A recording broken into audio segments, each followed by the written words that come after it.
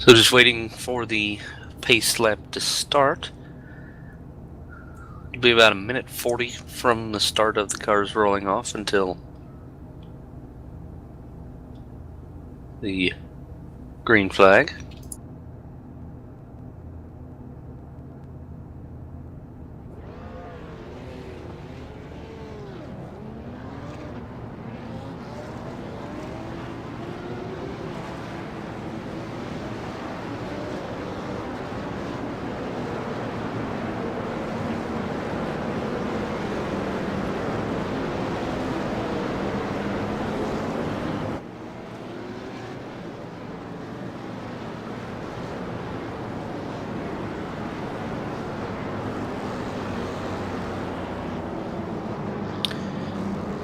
So the grid coming around.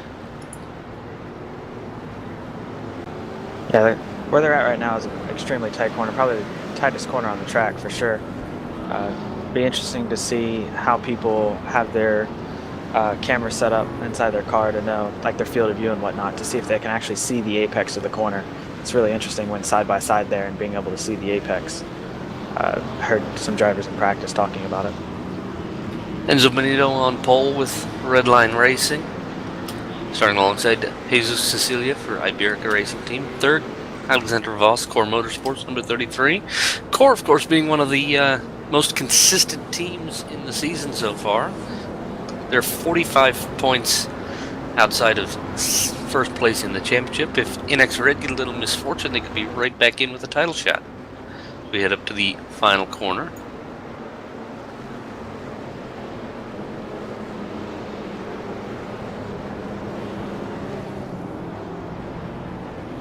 So as they come out of the final corner.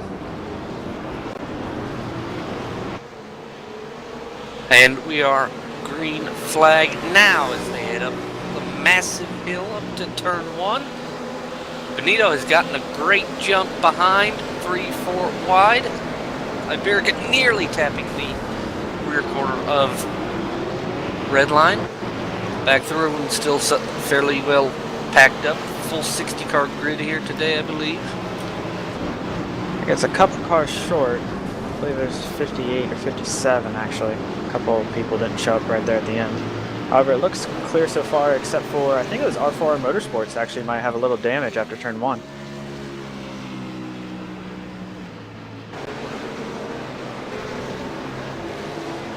And also AB Racing Silver. Yes, both R4 Motorsports and AB Racing Silver had damage after turn 1. Looks like, looking at replay on my R4 took a wide turn around, or wide path around turn 1. They got tapped by, just trying to see who that was. Looks like they were spun around by Flux Racing Team, and that was AB Racing Silver that was just an unfortunate victim of that. Actually, it looked like one of the Mad Cow cars took a fairly heavy impact in it. Yeah, the Ben Maziars of Mad Cow Racing.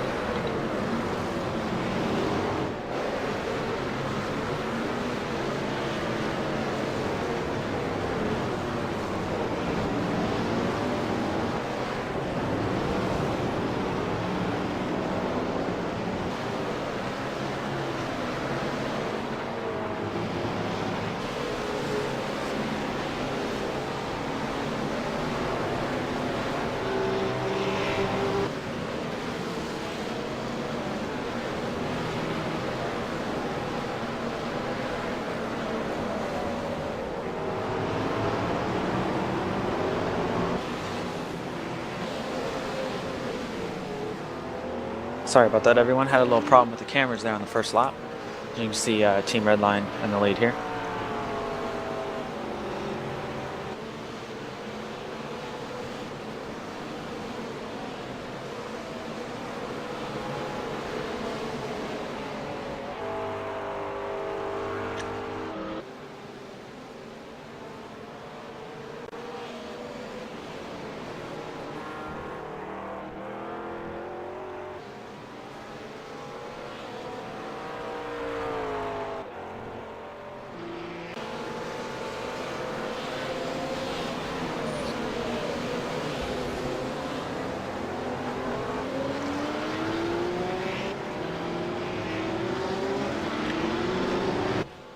Really curious with how the start is here and how the tires are going to wear as we see the McLaren of Team Redline out in the lead. And then 3 roughs follow them, roofs I should say, of Core Motorsports, GT Rose Orange, and followed by Virgil Racing, who's very close right behind. Iberica Racing team as well, right behind NX Racing and their BMW. NX Racing Red, that is.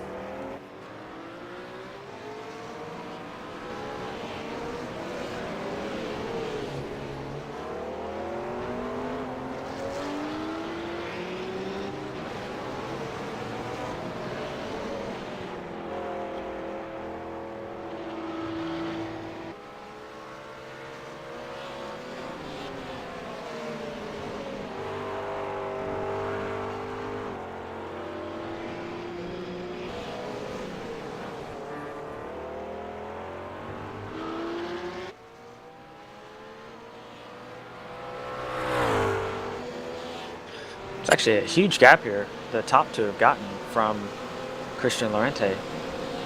Curious to know what's going on there.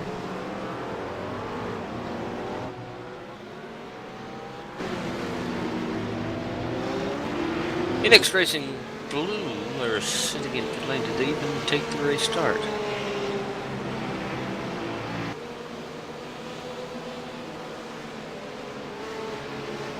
Oh yeah, you're right. It's interesting. No.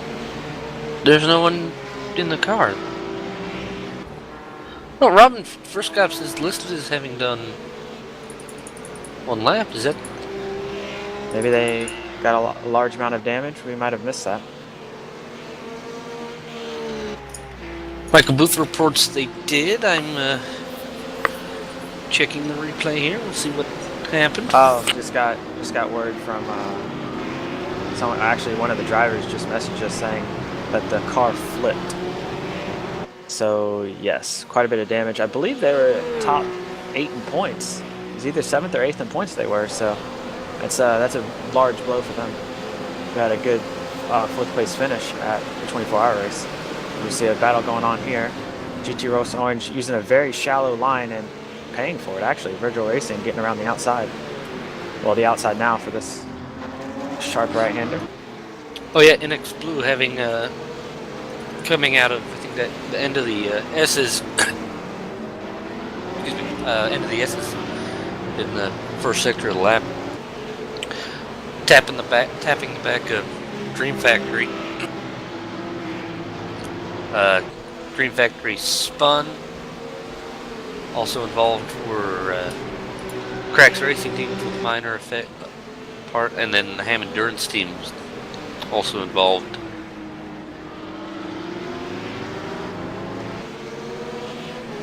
Looks like Iberica Racing may have just gotten a slowdown there. Slowing down, you can see them on the front straightaway there for a quick second.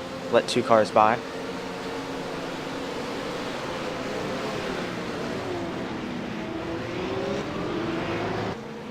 I'm not quite sure what's going on here with the Christian Lente GT Rose Orange car. They were quite stellar at the Spa race. I would expect them to carry that pace over. They qualified really good. They're currently running 3rd. Maybe it's just early jitters possibly getting to them.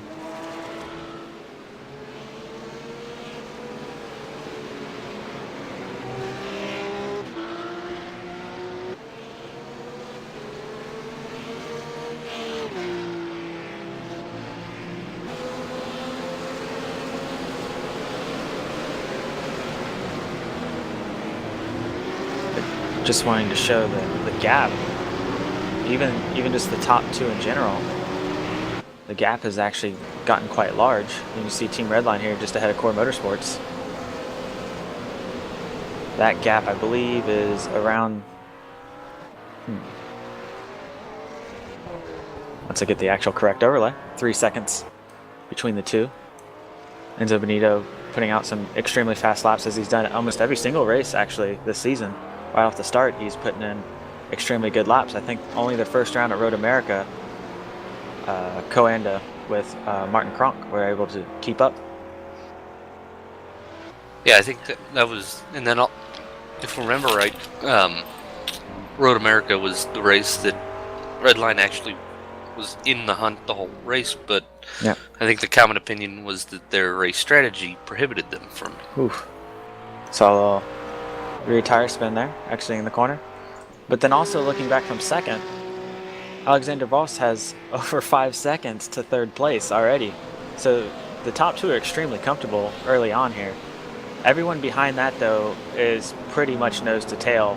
There's a little gap after 8th place. The Glacier Racing car, Ford GT. Started actually extremely well, started in the top 15, I believe.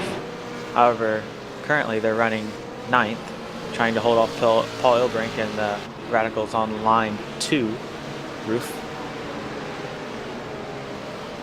We also see COTA Simsport back there as well. Not used to seeing them so far back after qualifying and also the start of the race, but Rins Broekman's starting the car. Normally we see Martin Kronk. I know that DWC's starting soon. Maybe he's practicing for that, or maybe he's just going to join us later in the race.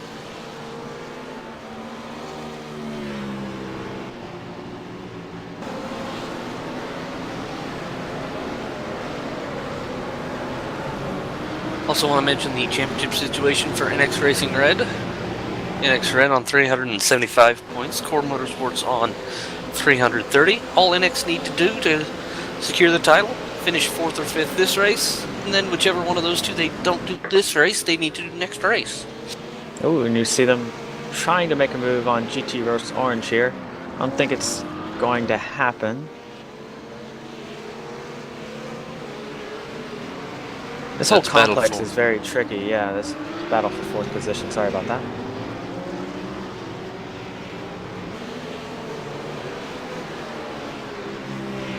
As long, you said probably at least a triple apex right-hander coming up towards the last 2 corners. It's a very tricky corner. In these last 2 corners, we have our off-track system watching them. Probably 2 corners, at least the second to last corner, you can gain a lot of time on. This last corner here, we're also watching, making sure no one's running wide, or even if you're able to cut the inside without a slowdown, you know, just make sure people aren't getting excessive off tracks and whatnot. Yep. Isaac Price for NX Racing Red looking up to the inside at that wide entry to turn 1, and they have runs a little wide there. But they are side by side. Yeah, it offered GT Ross the inside for that corner. Side by side in the S's. Is someone going to yield? Just behind is the Steel Series logoed Radicals Online car. NX has finally completed the move, and they're up into 5th position. Now, this is actually the furthest up we've seen the Radicals Online 1 car since, I believe, Suzuka. They had a good run going there, correct. and I think they had an incident late in the race. However, I mean, they've been strong all season. They had a good run at Road America before an incident with, I believe it was NX Racing Yellow, just before the carousel.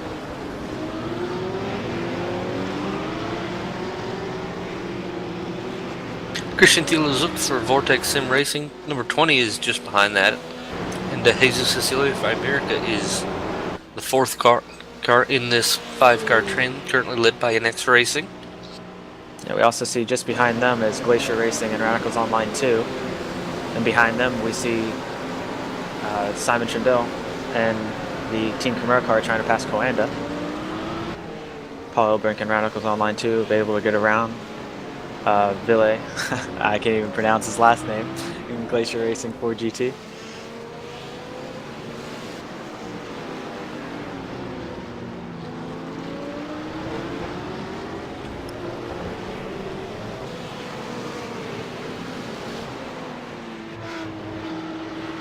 Pretty clean start though, all the way back to even the 45th position. Everyone's pretty much in a line. A couple little gaps, but not much. 2 seconds at most.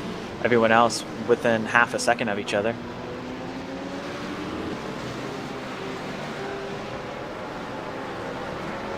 Have a little battle here between Racemore Kraut Racing and KRT. Also LIT Motorsports just behind them.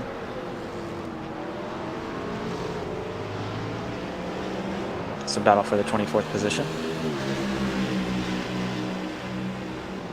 Which looks like actually it's going to be a battle for the 25th position, as LIT Motorsports going to make their way around Kraut Racing going into turn 1.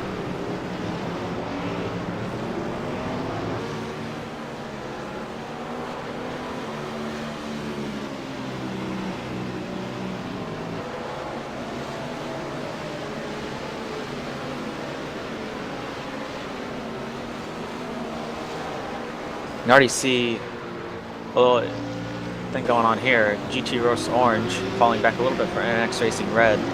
Actually, Radicals on line 1 as well. So they're kind of spreading out here in the top half of the field. About a second in between each other. See if Isaac Price and NX Racing Red can catch up to Virgil Racing's roof.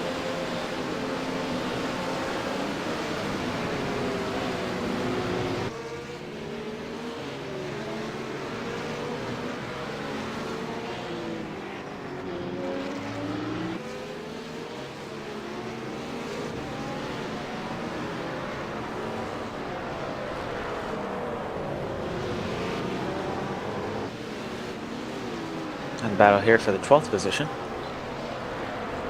109 Cracks Racing Team. I believe they started actually much further back than 12th position. I don't know how right now they're in 12th. David Martinez must be driving through the field rather well.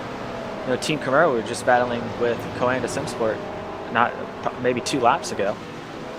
They're just ahead, as you might have been able to see on screen at the bottom.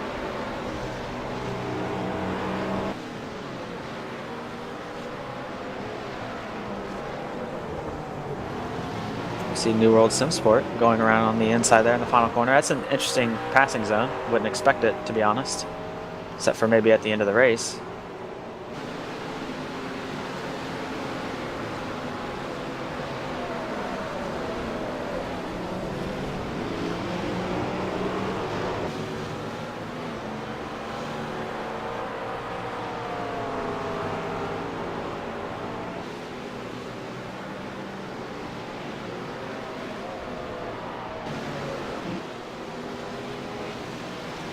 Another battle a little bit further back with a newer team to this series, I believe. Sim Racing Portugal? Trinity Motorsports, AB Racing Black. That isn't actually Sim Racing Portugal ahead of Trinity Motorsports. That's actually supposed to be Mad Cow Racing 3, I believe. Their new car. Looks like chocolate milk. Forgot the actual nickname for it that Craig Hunter mentioned before the race. Oh, so we just see Trinity Motorsports get spun around there by AB Racing Black going into the hairpin.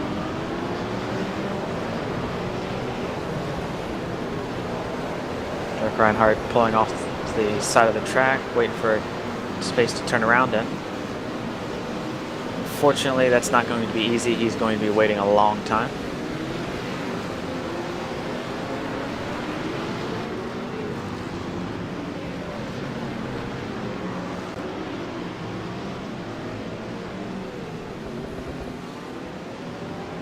Lost a lot of time there, lost upwards of 20 positions as he's dropped all the way back down to the 47th position.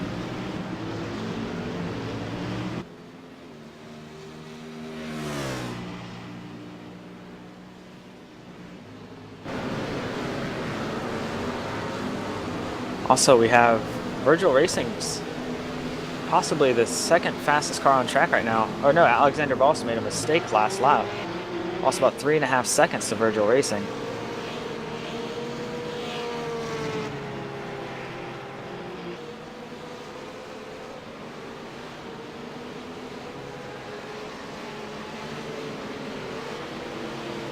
Core Motorsports currently second in the championship, second in the race. They much prefer that second place in the race right now with NX Racing Red in 4th.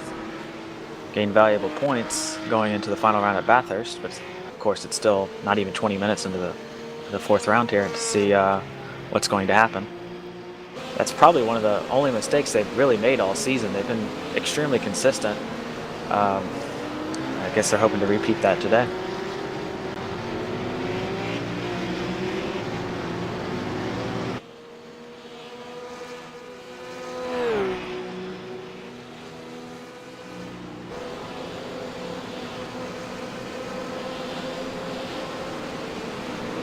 Also want to note that Scott Michaels was, I'm not even going to kid you guys, he was in the 50th 50th position or so after the first lap. He's currently trying to battle and get into the top 30, so I don't know what he's done and how he's done it. He's done an amazing job to get back up there.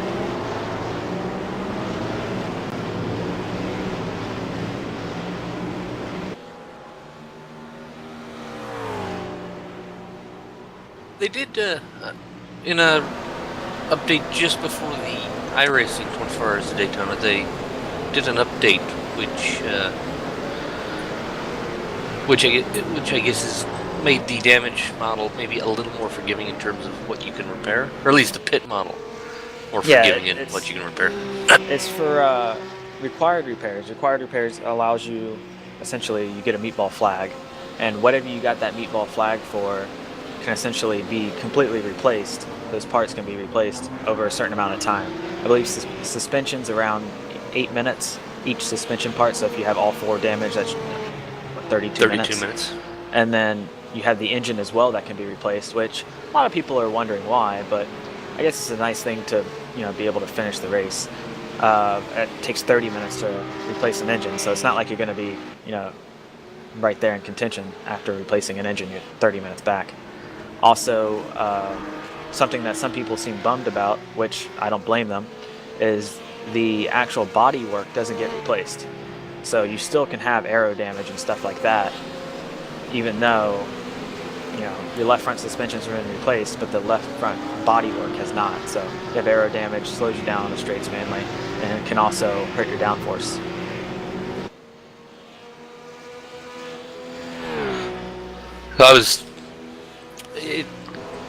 If you can basically replace almost your entire car, even at the cost of 8, 16, 24, 32 minutes, or 30 minutes for an engine, does that kind of moot the point of allowing fast tows, those basically get-out-of-jail-free cards that we had in the 12-hour and 24-hour race? To a degree. I don't know, I've been on the fence about it. Thankfully, we don't have another 12 or 24-hour race to end the season with. We have 2 6-hour races, so I don't have to worry about it.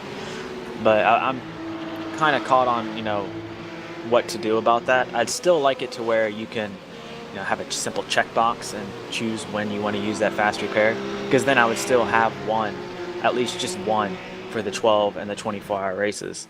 Because, sometimes it's not bad to actually have a repair, and if you can choose when you want to use it, then it becomes a little strategy thing, which is nice. For the back here, we have Rins Broekman for COTA Simsport, finally on the back of Glacier Racing here, trying to make a move down the front straightaway. We'll see the Ford GT straight line speed shared prevail here. COTA is still going to have the inside for turn 1 though.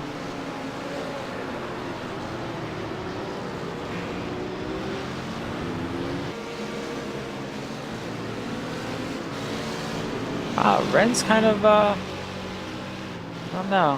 Whoa, side by side into the S's. And Glacier Racing have shown all season that they're not afraid to race. Just throw it into the S's there, keep the position.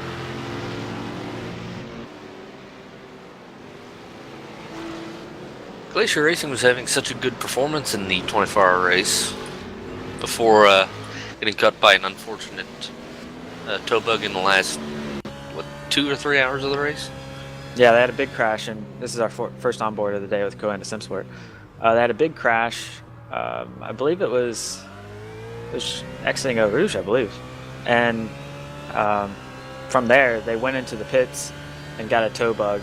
And I believe iRacing's fixed that. I think the issue is that once your pit work has started, if you uncheck your tires, then the pit crew got confused, and it would never actually let you go after you've done your pit work. It wasn't a tow bug per se. It was an actual. It locked them getting in locked stall. in pits. Yeah, they weren't able to move. Yeah, COTA Simsport currently 3rd in the championship, 11th here on track right now. Definitely looking to move forward, but once again, it's just past 20 minutes into the race. They have plenty of time to move forward. Who knows what they might have up their sleeve with strategy, as this race actually pretty interesting with these 6-hour races. You can do different things. The strategy there is we see Glacier most likely got an off track running a little wide. The stints are just above an hour, so you can kind of shorten one up, lengthen another, and work with it and have different strategies because of that. So we might see cars pitting on all sorts of different laps here, especially this first pit stop.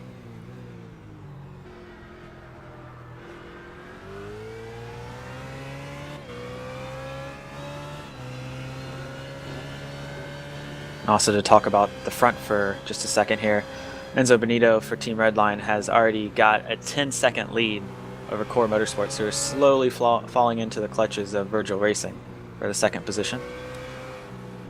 Isaac Price and NX Racing Red have not really been able to successfully catch up to both Virgil Racing and Core Motorsports, about running the same exact times essentially, about 2.5 seconds back.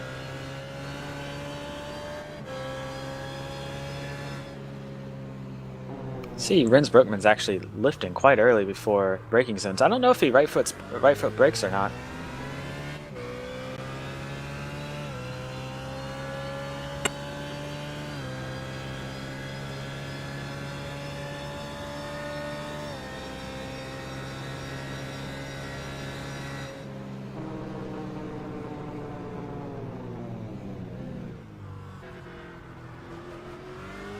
If you're wondering why the splash screen's on right now, we're just fixing something with one of the team names were incorrect, so we had to fix that real quick. Now you should see everything back on.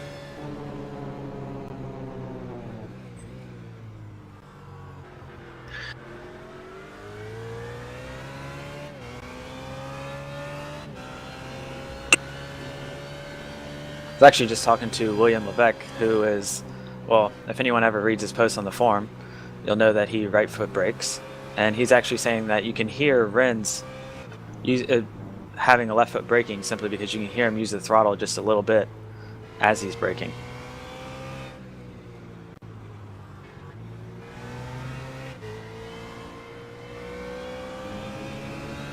So the theory of him right foot braking is kind of broken there. So now we see Virgil Racing trying to make a move on Core Motorsports. Looks like they're succeeding here. Core lets him go, going into the corner. This sharp 90-degree left after the back straightaway is going to be interesting for a lot of the teams further back when there's a big gaggle of cars going on and you want to make a move on the car ahead of you, but then the car ahead of them also trying to make the corner. You might end up hitting them. We saw this in practice not even an hour ago. So not quite sure. Don't think we've had anything like that just yet. But some of these sharp corners, that's what can happen when you're trying to overtake the car in front of you. You misjudge, you're trying to outbrake the car in front of you, but then you also end up outbraking the car ahead of them. And most of the time that does lead to contact, unfortunately.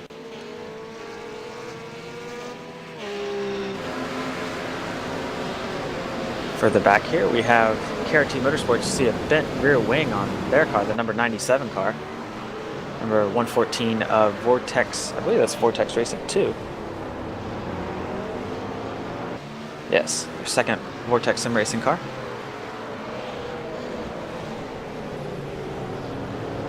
And the second Team Camaro car just behind them.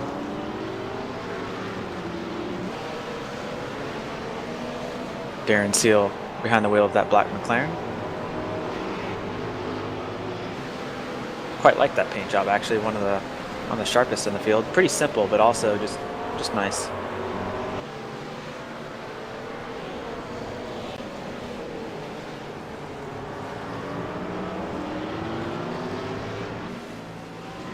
And then we also have another gaggle of cars going on. About 5 cars in a train here. In the back we have New World Sim Sports Scarlet.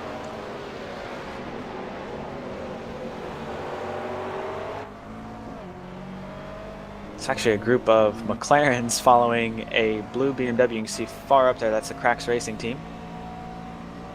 See Pure Racing Team 2 on the inside, making a pass on the the number 2 Camaro car. Get the 2 Camaro cars mixed up because their actual number 2 team is performing better than their number 1 team, or at least that's how they signed them up. See now KRT Motorsports car trying to make the move on Pure Racing team.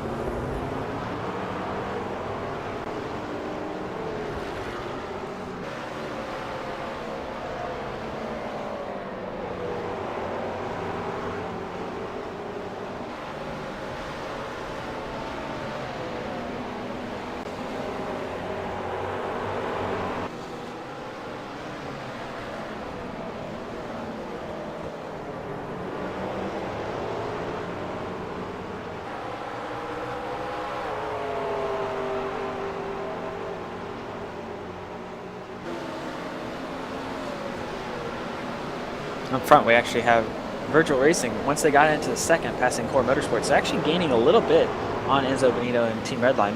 Mainly that last lap, they gained 1.3 seconds. I don't know if the actual McLaren is starting to drop off, or Enzo may have made a mistake. Who knows? He even could have caught lap traffic already. How far he is into the lead. Currently, it's dropped down to 9 seconds. We were talking about 10 seconds before. Now it's down 8.89 seconds.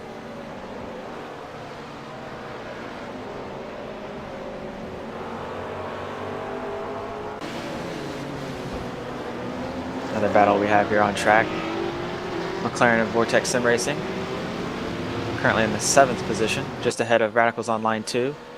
Paul Brink behind the wheel there, and also Iberica Racing Team, which started in the 2nd position, only 100th behind Enzo Benito. However, they're currently in the 9th position, so wasn't really expecting that. I was expecting them to be one of the teams to really be at the top all day.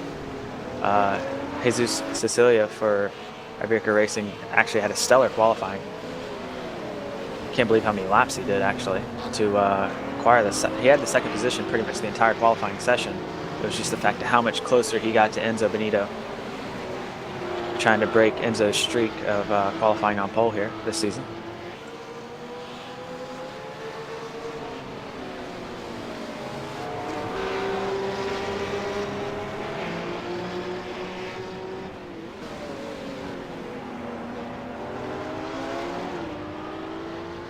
Oh, as we actually see him lose it there in the background.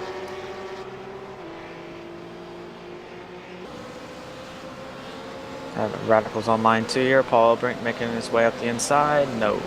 Oh, yes, actually, Vortex and Racing outbrake themselves. We've seen this from a lot of people. After turn 1, you're still on the outside. You have the inside for turn 2, and then you go into the S's here, and some people give, some people don't.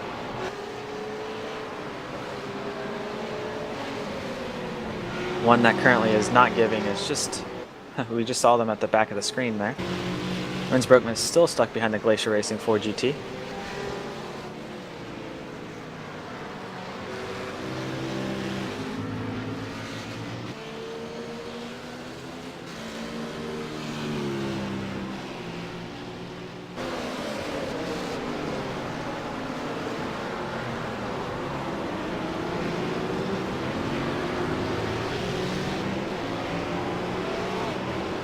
Curious to see how Renz can actually get by the Glacier Racing car, as that 4GT is extremely quick in the straight line.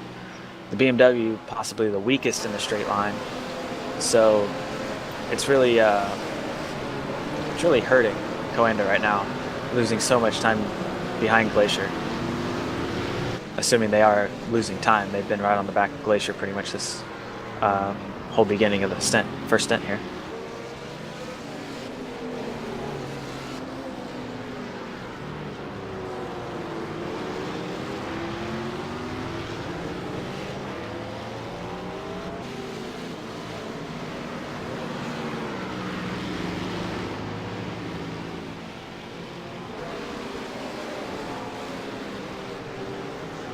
Had a little joke in chat just now about COTA is actually using up Glacier's fuel, meaning they're just sitting behind saving fuel. Could be true. This might help actually when they go in to pit this next time. They won't have to take as much fuel. Doesn't matter which lap they pit on. They just simply won't have to take as much fuel and could gain on the rest of the field that way by having a shorter pit stop.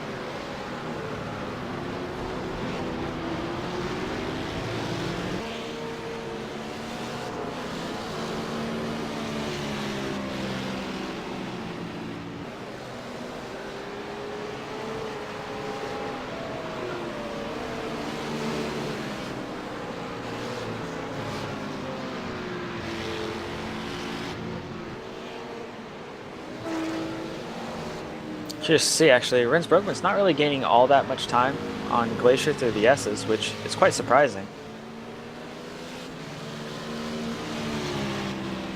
I would say, no, he can't even make a move currently. And then after this hairpin, they go onto the back straightaway, and that's Glacier's strong point in straight line speed. So, yeah, Rens Broekman's going to have a fun time right now trying to pass Glacier Racing.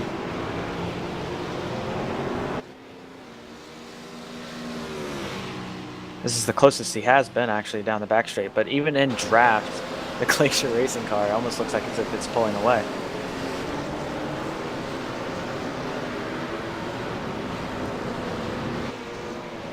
The Ford GT is still extremely good on the brakes, so yeah, it looks like COTA SimSport's going to be stuck in the back here for a while.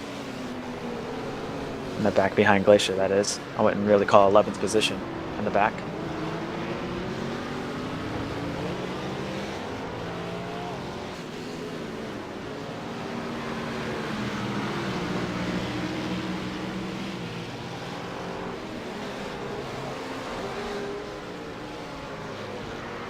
Wow, Ren's looking every which way he can currently to try to get around.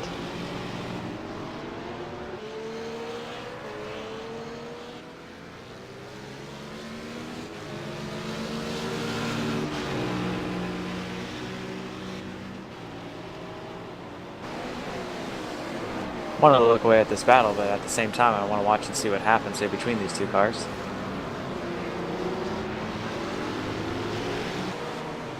From everyone who watched the 24-hour race, people would know COTA actually had an issue early on. Got a fast repair in the 24-hour race, was able to repair the car rather quickly. It was extremely damaged, and they came back to finish second, which was extremely impressive. They're outside the top 20 after their incident. Oh, sorry about that. Thought they were making a move there.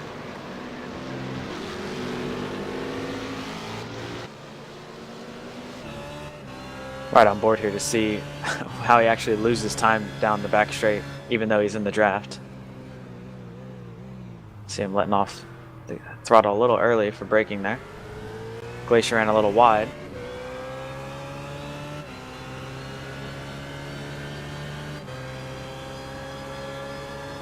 He's in the draft, but there's actually no real suck-up going on here.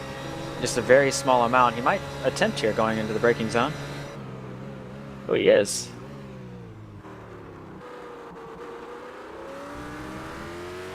Thank you, Rens. I go on board with you, and you prove me wrong. You end up overtaking him. Thank you.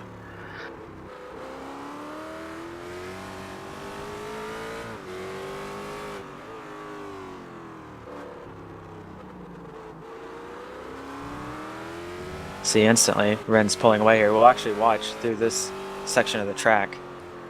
The BMW should be much stronger, highest amount of downforce of the 4 GT3 cars. This is their strong suit here.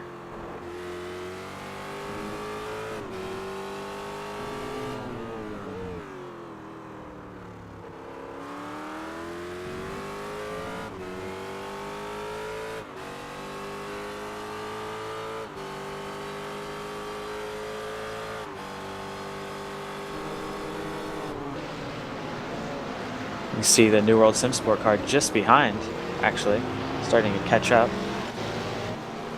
And Piala catching up there.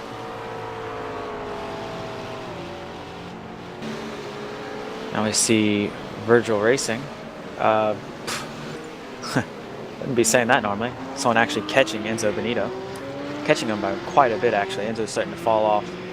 I don't know. I guess this is the tire wear of the McLaren that we're seeing right now. Very strong in the first half of the stint, and then now the second half they're falling off rapidly.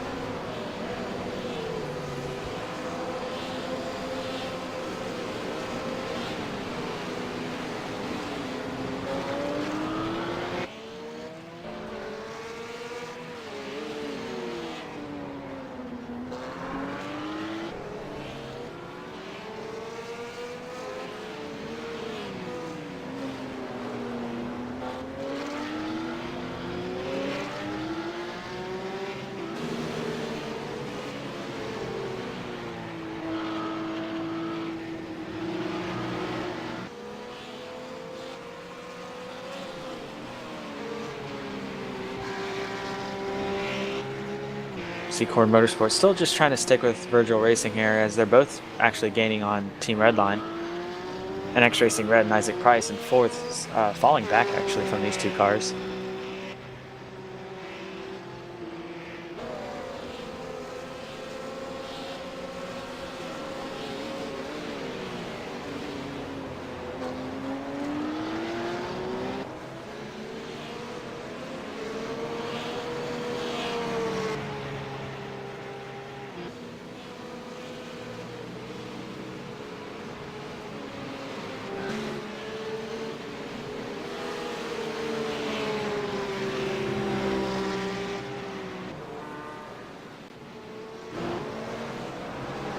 Further back here we have CTC Racing, Pure Racing Team 1. Patrick Pickler actually has made a pit stop to serve a penalty. Had a stop and hold penalty early on in the race.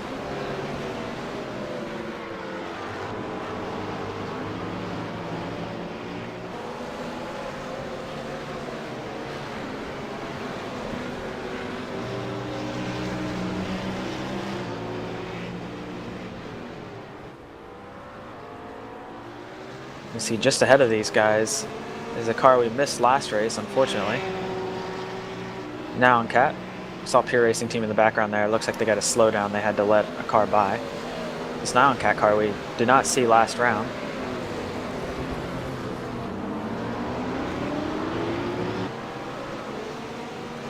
They're barely able to scrounge up some drivers for this race.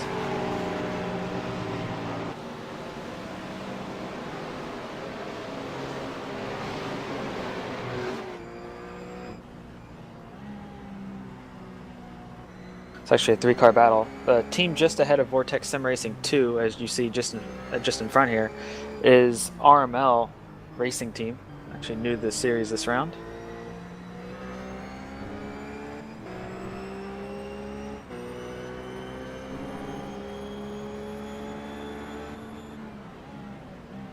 You see actually quite a bit of defending. Oh! And just on board there with a crash. Go on the replay and see what happened.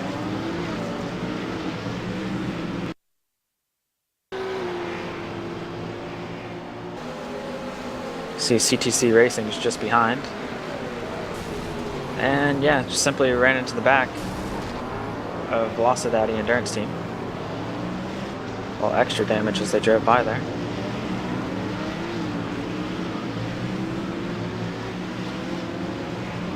Said earlier, these hairpins are something you can easily outbrake yourself on if you're not careful. It's probably something that just happened there.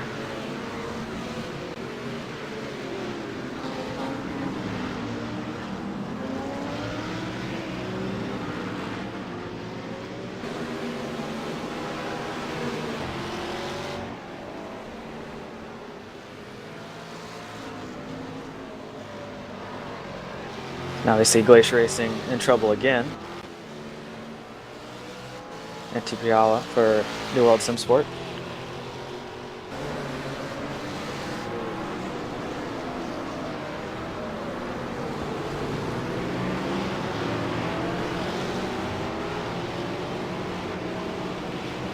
McLaren has, well, a little bit better top speed than the BMW. Matters what the rear wing setting is, of course. So theoretically, NT should have a much easier time trying to overtake the Ford GT. McLaren also just had a gearing update from the 24 Hours of Daytona.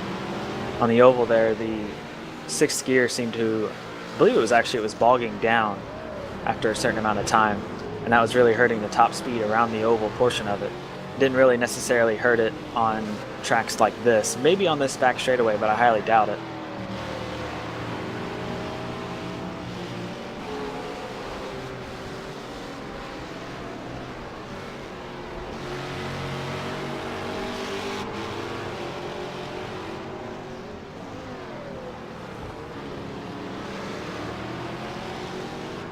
As the Virtual Racing teams actually closed down the gap to Team Redline. It's down to 4.5 seconds now.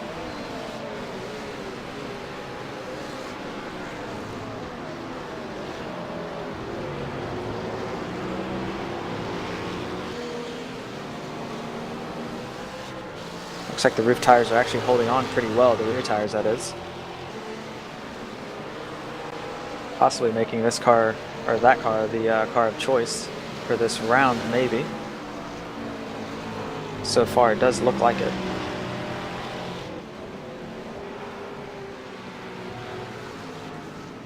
That are Virtual Racing, and they are the fastest car on track by a large margin. They're still in the low to mid 204s, while most teams are in the 205s. Only a couple are in the high 204s.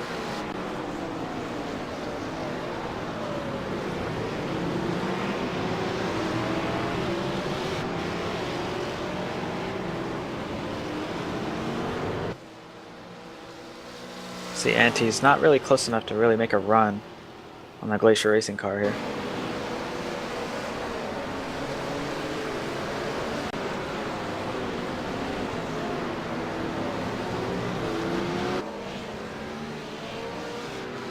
Last Lap Motorsports 2 car just ahead.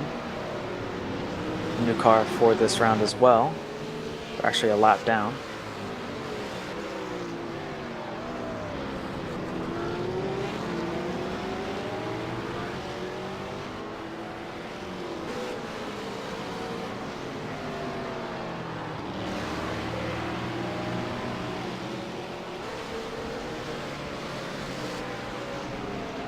Another battle a little bit further back here.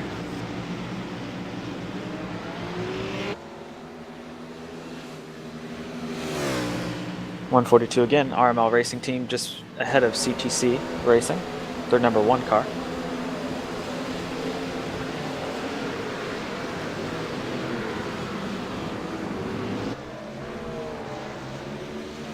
Yes, CTC Racing should get by, however, no, RML is going to make a move back.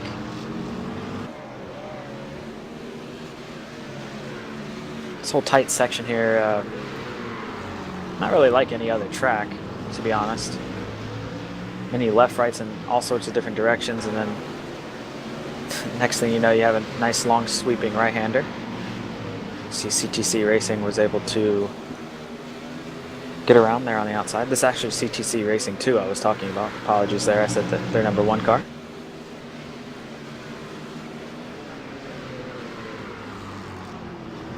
Just behind them we see Trinity Motorsports. Dirk Reinhardt trying to drive back through the field after getting spun early on in this race.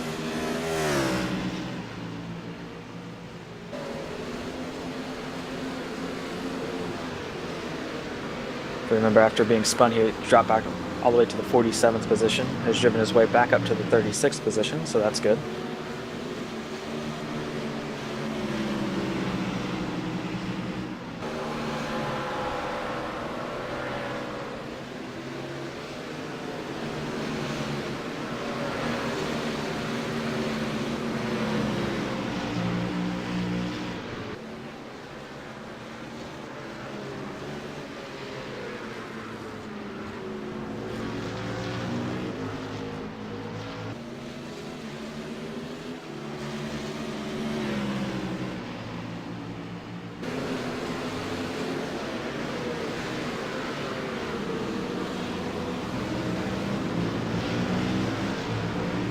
should have a good run this time.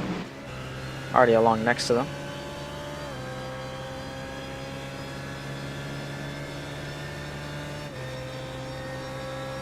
And you see, possibly has more wing there, that or aero damage. Losing a little bit of time on the straight. Not able to do anything for the corner. Actually, no. Late in there, gets his front bumper just alongside. However, is on the outside now for this corner, so.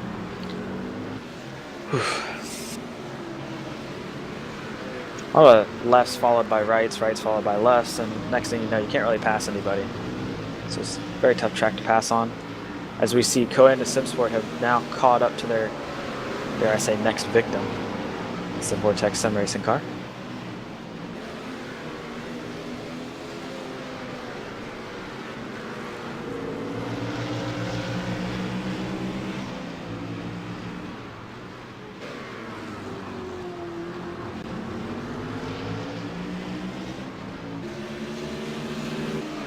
Car on the inside up ahead was Dream Factory.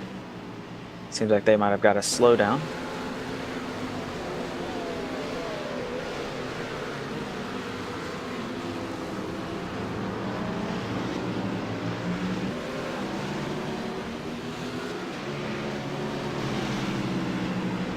And for those wondering, yes, I am commentating by myself right now, waiting for either a couple commentators to arrive, or I may be by myself for most of this race. Apologies in advance if you get tired of my voice.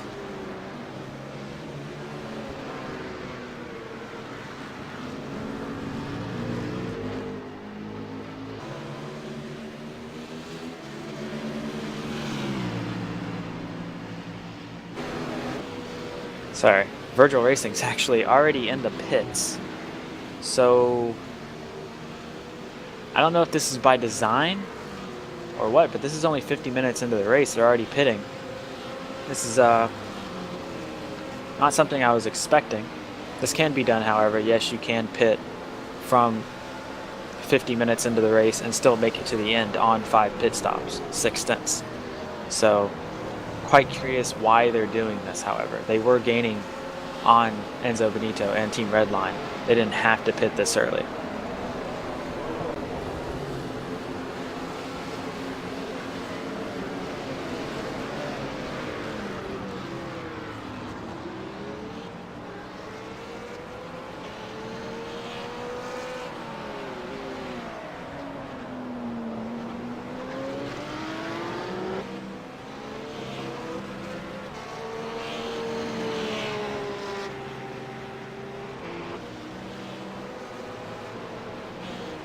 Curious now actually what Stefan and Virtual Racing is able to do here on their fresh tires. They're going to be able to lap much faster than Team Redline. It's just, are they are they possibly going to perform 6 pit stops instead of 5? This is a shorter pit lane than Spa. However, 40-second pit stop, add on another possibly 20 to 30 seconds in pit lane. I don't know if they can gain that much time throughout the race by short pitting each stop.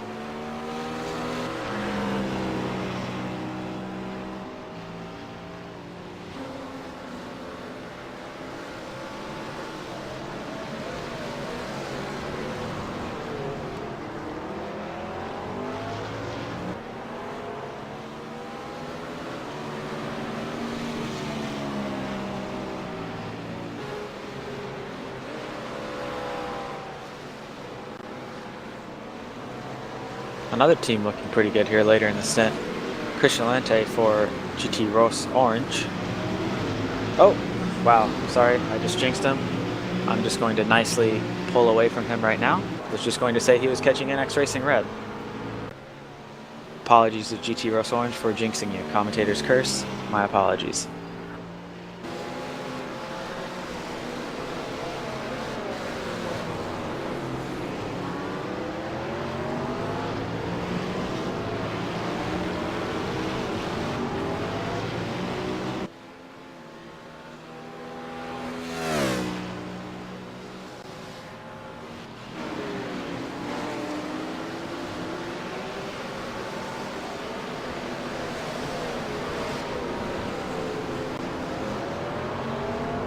Once again, Rensbrook not able really to make a move on Vortex Sim Racing. Similar situation to when they were behind Glacier. Just don't really have the straight line speed. Maybe Cohen to have a little bit more wing. Not quite sure.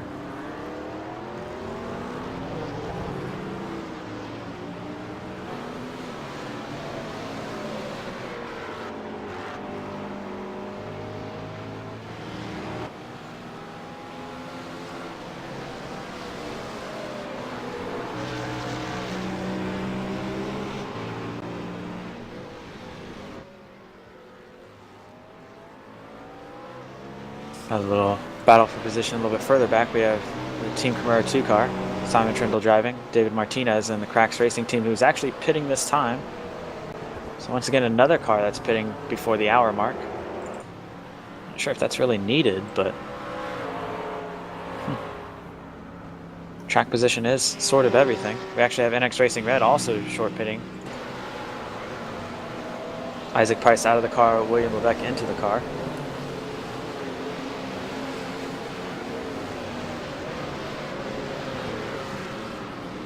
Quite surprised with how many teams are pitting this early on.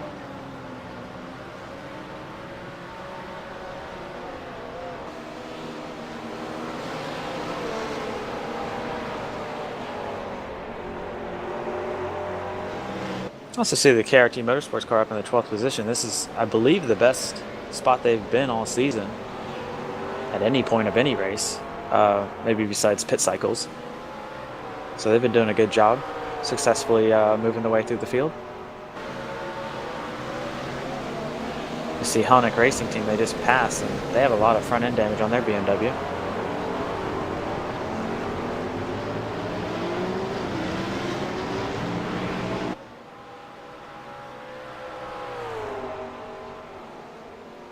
Tim Claysons? I want to say Claysons. Just behind. Could be massively wrong, I hope not.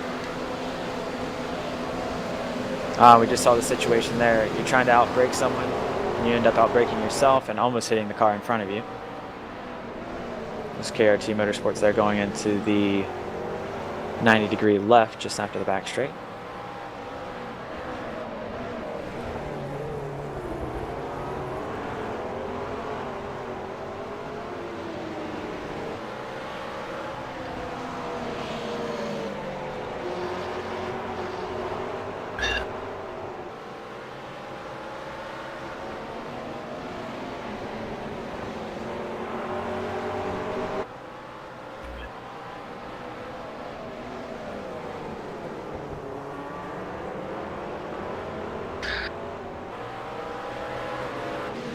See the two-car Virgil Racing. And they've gotten their fresh tires, and you see them making their way through the field now, trying to pass the LIT Motorsports car. The car that was just ahead of them had just pit. It was Trinity Motorsports 3, their third BMW that's in the series, had just pit as well. So majority of the teams, they're just going to go to the hour mark, maybe even past an hour. Could be like Iberica Racing at Suzuka, where they ended up winning the race, and what they did is they went as far as they could every single pit, and then for the final pit stop they had to take less fuel and had a much shorter stint, and therefore saved a lot of time. Had the best tires at the end of the race and ended up winning because of that. It is a lot more about how well you can play a strategy in these longer races to get yourself in that position later in the race. And it's true, actually. The 24-hour race, I mean, we actually just saw. Oh, just had an incident. LIT Motorsports and Timo Hoofer is upside down. LLM2 upside down at the hairpin at the top of the circuit. It's not good. Looks like Timo just lost on the exit of the corner there, and I'm guessing he got hit by LIT Motorsports. Yeah, he just snapped around. He was leaving a well wide berth for the Virgil racing car to overtake him. Yeah, actually, I have a replay on screen right now of it going into the hairpin. Yeah, and Virgil George Lee Wright and LIT Motorsports not really having any. Yeah, it's just bad luck from him. Nothing he could do there. Just car spun right in front of him, and next thing you know, he flipped someone over. Also have Core Motorsports in now. They're pitting just before the hour as well. It's only 1 minute though. By the time they exit the pits, it's probably going to be 30 seconds short of an hour. Just behind them, we have, is that Antti? Yes, Antti Piala for New World Sim Sport in the pits.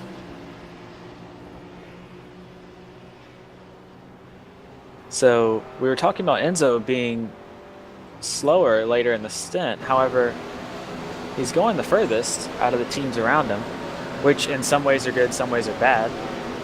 Since he's the leader, technically every team behind him can just go complete opposite strategy, which, you know, always sucks to be the leader in some ways, but hey, you're the leader, so, you know, it's all good. I don't really know what Team Redline have up their sleeve for strategy.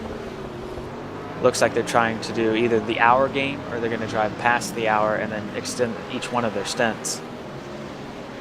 Since Enzo's in the car, I would say, you might want to extend each one of your stints because he's, possibly the That was a big best driver for your car. And holy cow, is he sideways there. Well, as he pits now, he's pitting right on the hour mark. So it looks like they're just going to go for even hour stints. Even lighten up the rear tires on pit entry there.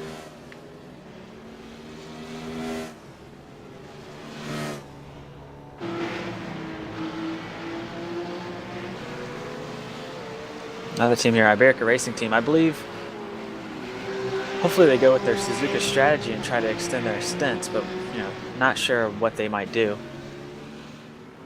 As we go on board with them here, just behind Radicals on line 2. Paul Ilbrink behind the wheel ahead of him.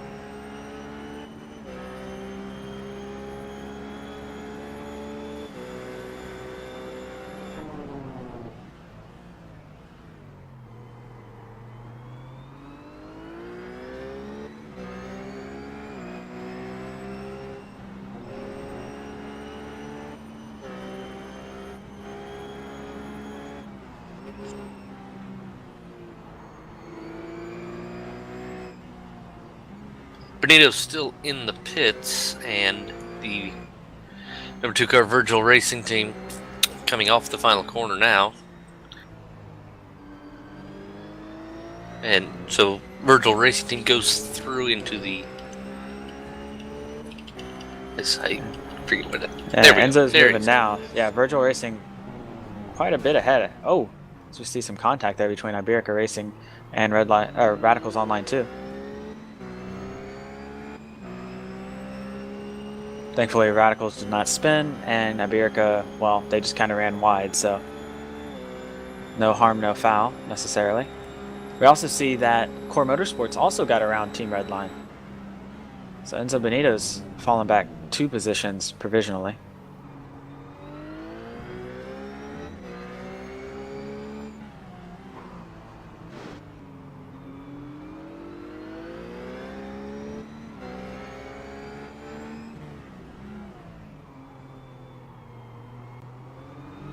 So it looks like strategy is going to be one of the main things here.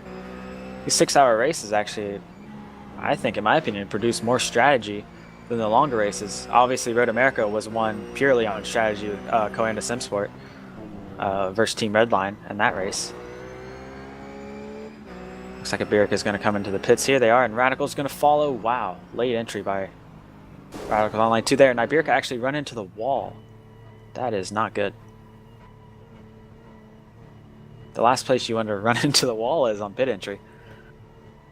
So it should be quite a bit of damage there, unfortunately, for the Iberica Racing car.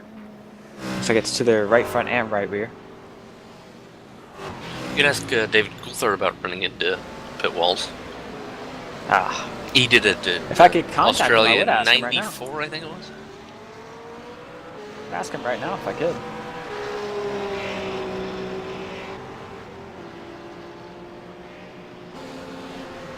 See our provisional leader here, Virgil Racing.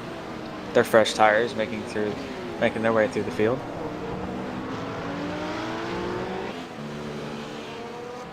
It's going to be shocking for people to hear this, but it's not only that they are ahead of Team Redline, but they're actually 17 seconds ahead of Team Redline after pit stops.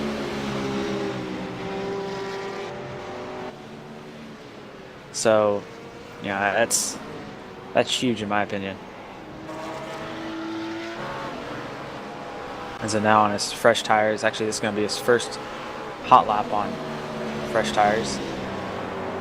Not really able to, well, passing Pure Racing Team 2 there on the inside. Core Motorsports following. Just have a dossier of warnings for off tracks given to cars. Let me get an entry list so I can see who it is. And forgive me, we're dog sitting. The dog in my house, and he's being noisy. You might hear him in the background. Off track warnings to car 26, that's Redline. Car 33, that is Core Motorsports. Car 66, which is Team Hoosingtveld Engineering. Car 78, Ham Endurance Team. Car 90, which is Dream Factory. Car 112, which is GT Ross SST Orange. That's all at turn 19, the second last corner.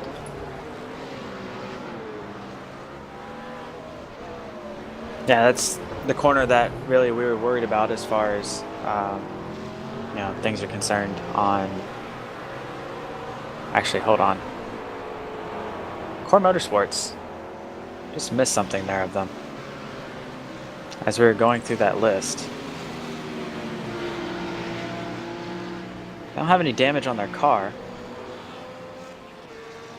However, they fell back quite a bit.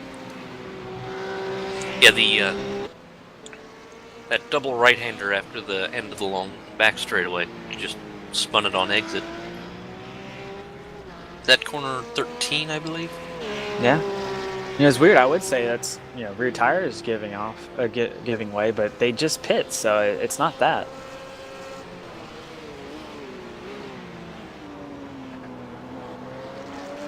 Interesting scenario there for them.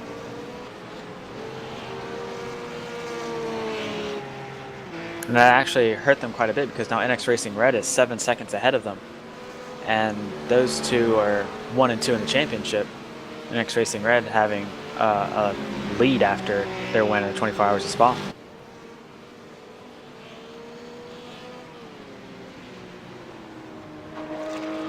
NX Red having basically a completely flawless race in the 24 Hours of Spa, which would be pretty much unbeatable. Yeah, they had a little bit of contact with a couple lapped cars, just little bumps, nothing major. Their car was relatively clean after the race. Going to SimSport after their early problem, they also had a nice clean race afterwards. So they got lucky, I guess. Yeah, Coenda at Suzuka and Spa having unfortunate incidents with cars they were trying to lap. Yeah, a lapped car had a unsafe rejoin, as we would like to say. Ended up taking out Coenda. I just want to note right now that Rins Broekman for Coenda is actually in the lead. They have not pit yet. Their times are not anything to write home about. However, they are going quite far. If I'm pretty sure if I do my math correctly, if they can go hour 10-minute stints, they can cut a pit stop. So I'm curious to see if they can do this lap and one more, then they for sure can do hour 10-minute stints. Oh, sorry, hour 12-minute stints. My math just failed me. It's not even noon on a Saturday. We're both Americans, so I think we can be given a pass. Yeah. Still waking up, guys. Sorry about that. Also behind them, for sure, I'm almost positive that the 4GT Glacier Racing can do this. Currently stuck in a lot of traffic. However, once they get out of it, actually this might be helping them fuel mileage. But if they can also make the hour 12-minute mark, which I believe should just be one lap after they complete this one.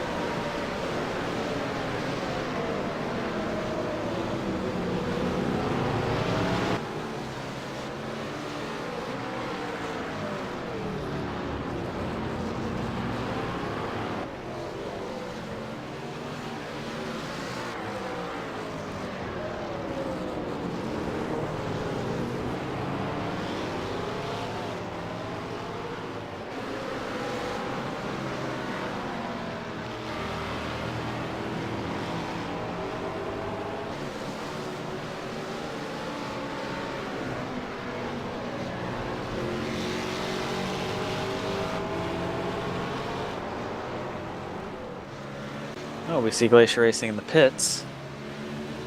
And guess who's not in the pits? COTA Simsport.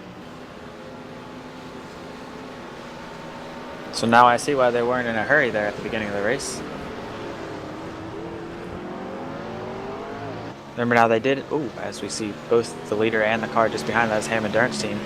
Lose the rear end just a little bit. Now we know that they had a pace lap, and it wasn't a long pace lap, it was half a pace lap, so they really didn't lose too much fuel there. But if they're able to make this hour 12-minute mark, then I'm pretty sure they can make the rest. I think they could probably make the rest with a comfortable margin. Yeah, maybe an extra quarter of a lap or so. I don't think they use any more than that. But they have to save just like this every time.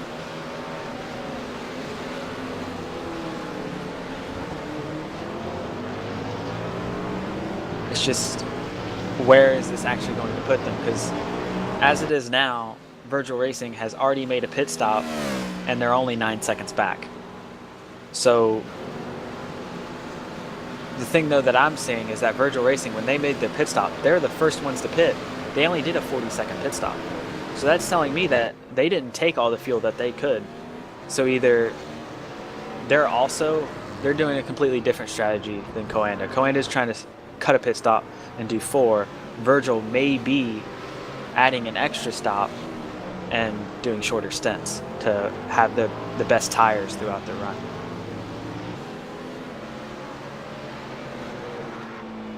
Virgil just through the stadium section now. As COTA comes into the penultimate corner. You can see Virgil's not that far behind there, and it should be Ren's pitting this time, yes? So we can see he's 40 seconds short of the hour 12 minutes. However, this pit stop's going to take much longer than 30 seconds. So he should be good. When he comes out of the pits, he's going to be a little bit further back than when he entered. So I believe it was, or when everyone else started entering, I believe he was around 10th or 11th when everyone originally started pitting. He should be coming out probably as far back as 15th, just simply because he was on the older tires and whatnot. They're doing a driver swap. Jorn Jens is getting in the car now.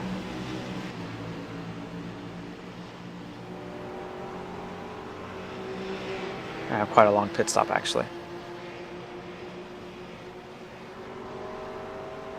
Some discussion in the spectator chat about the pit stop strategies. Alexei Lomas is nice fuel saving from COTA. Yeah, it was projecting funny, actually, a 4-stop race. Yeah, they're projecting that, and also it's funny that Alexei Lomas is saying that because he's in the 4GT, which some people think have the best fuel mileage. Yet, you know, COTA and the BMW just went further. So it's either amazing fuel saving by Renz, which, looking from his onboard since the beginning of the race, they were for sure fuel saving. So, you know, if you have to do that the entire stint in order to make an hour 12, that's pushing. You know, how much are you actually gaining strategy-wise?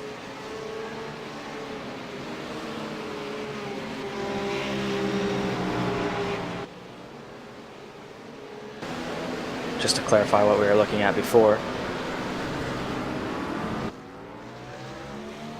Enzo Benito for Team Redline has made the gap 15 seconds, almost 16 seconds.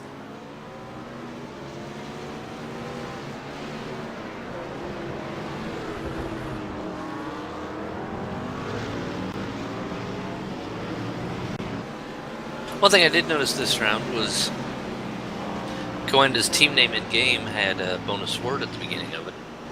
Yes, it is. It's their sponsor, actually. Foracer or Foracer? I was letting you pronounce it because I actually wasn't sure, to be honest. Let's go to the Googles.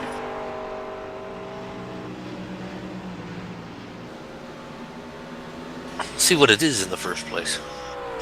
Oh, it's designed in Finland. The Foracer motion simulator is... Yes. Oh, this looks like a nice piece of kit. Yeah, they've actually had that sponsor since they went to Coanda SimSport. That sponsor before was actually on another team. I know the name right now, but it's fading me for some reason. Another DWC team.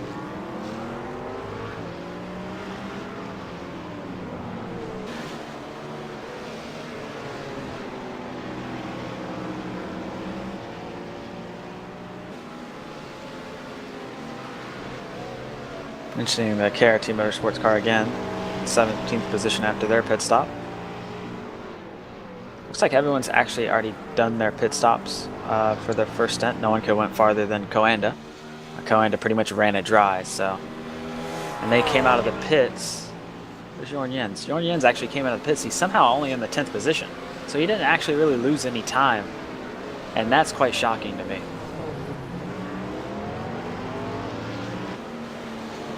So, Phil. Yes. Since everyone has done pit stops, you want to go through the results? We probably well, should by do that, you, I mean you can hit the button. Right? Yes, yes. Current standing.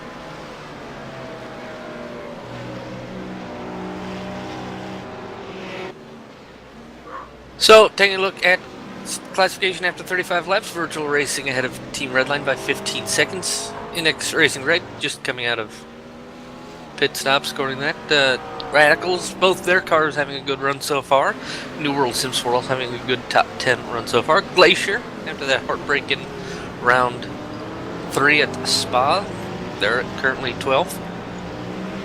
Infinity Esports Racing is in 15th. Core Motorsports also championship contenders right behind Inex Red. Inex Red in a perfect position right now for their championship run.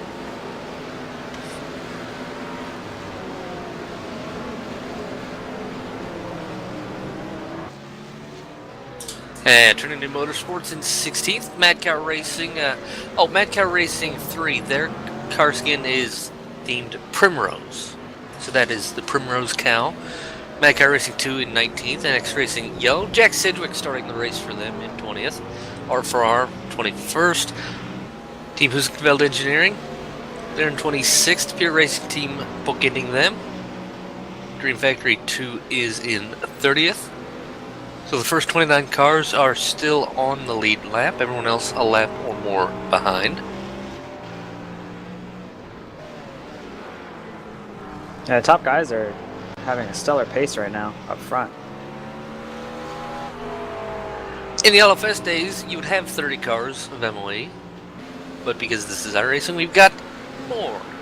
Team Kimmer in 31st, Marlboro Motorsports 32nd, Rincon Racing Team in 33rd, LIT Motorsports 2 in 35th, Dream Factory CTC Racing is bookending All-Star Racing Team 3. Velocidad Endurance Team, who had a good round 1 appearance down in 41st. 880 down there in 45th. Yeah, Velocidad actually had an issue early on. They got spun. We actually saw that on stream.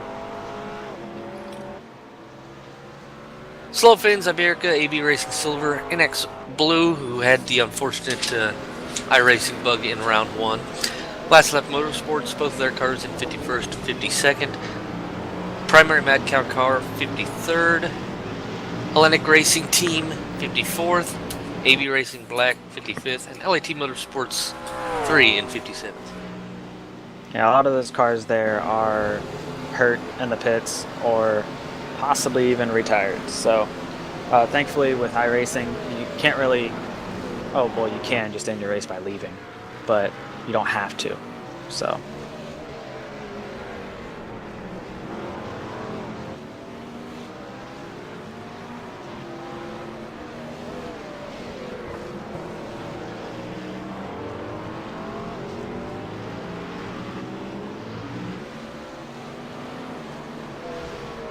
as you saw as we were going through the results, I don't know if you could actually see it in the background, the KRT Motorsport was able to get around Trinity Motorsports 3.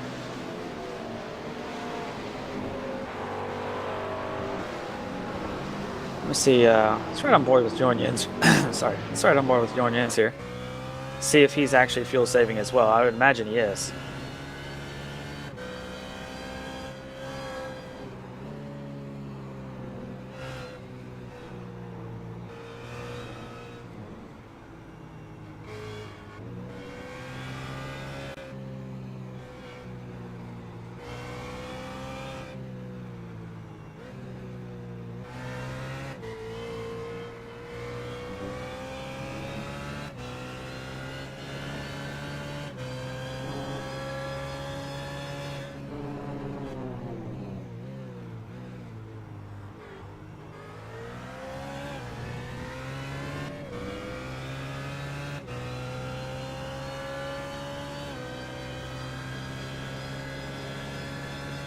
So joining us in the commentary box is everyone's favorite ginger for NX Racing, Isaac Price. Hello. Well, yes, it is a pretty good show so far for NX Racing Red this season. Yeah, everything's been going according to plan. Nothing terrible has happened, really.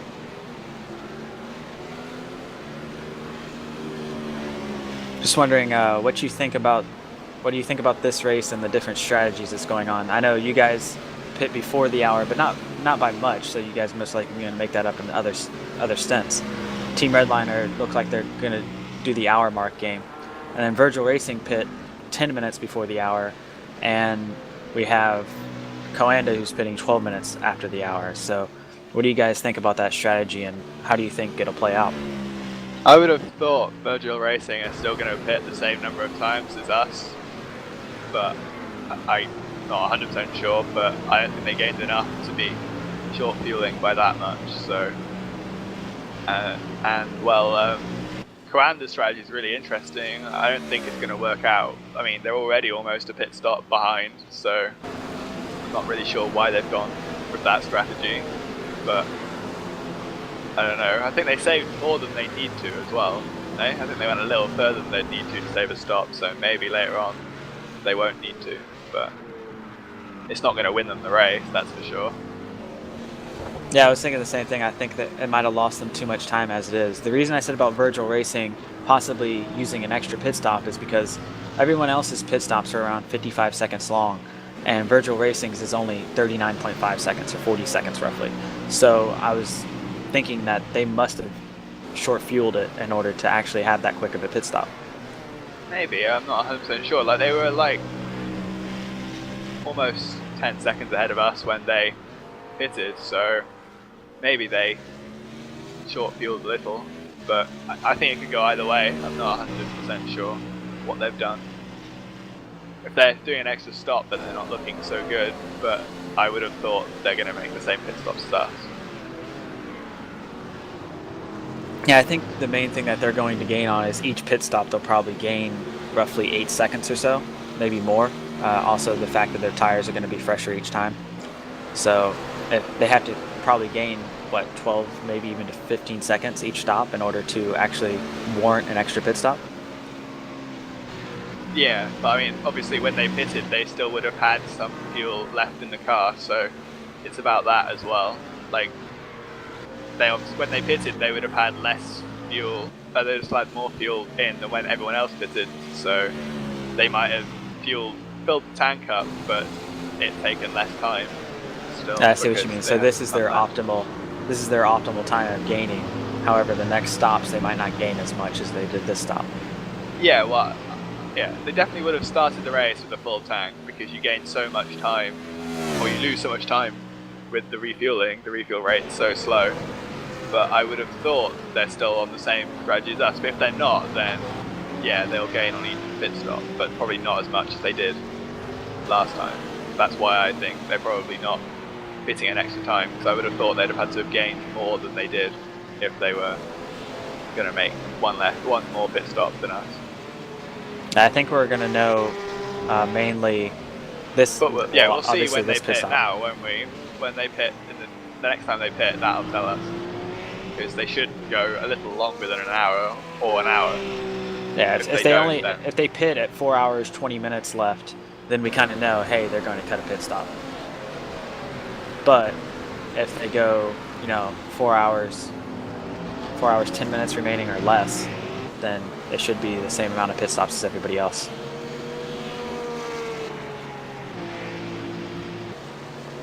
Yeah, well, a pit stop takes about like 1 minute 15 here. It's not as long as on other tracks, so it'd make more sense to do it here than say like at Spa. But I don't know. I think they were just fast. Like they were falling in red line at the end of that stint. Like I was like, they got held up with me at the start, and I was like, okay, I'm doing a pretty good job. I'm keeping up with red line. And then I looked, and I'm like, oh wait, that car's pulled away like 6 seconds. So, yeah. Yeah, they reeled in from 10 seconds back to red line. They reeled it all the way into about 4.5 seconds, and then they went into the pits. Core wasn't necessarily able to stay up with them completely. They lost about 2 to 3 seconds before Virgil finally pit, but they were also gaining on Team Redline. Those two were possibly the fastest two cars on the track. I believe you guys were actually the third quickest, just ahead of Team Redline, but it was just later in the stint that you guys were quicker. I think the McLaren tires are just falling off too much here. Yeah, well, I would have thought as well, part of the reason we were a little better at the end of the stint was we weren't able to push so much in the first few laps, so whereas Enzo, I think, took quite a lot of the life out of the tyres straight away and kind of bites you later on. But yeah, his start pace beginning the race was amazing. His fastest lap being a half second faster than anybody else's, but that's what he does at the beginning of the race. yeah, well, I mean, I had quite good start pace compared to like the warm-up. I had like the second fastest time, and I was like half a second slower than Enzo's fastest. Exactly. But obviously, when we got held up for the first few laps, there was no chance for quite a lot of the fast cars to put in their quick times, because by the time we got through the traffic, there was basically the tyres had already dropped off like half a second. So.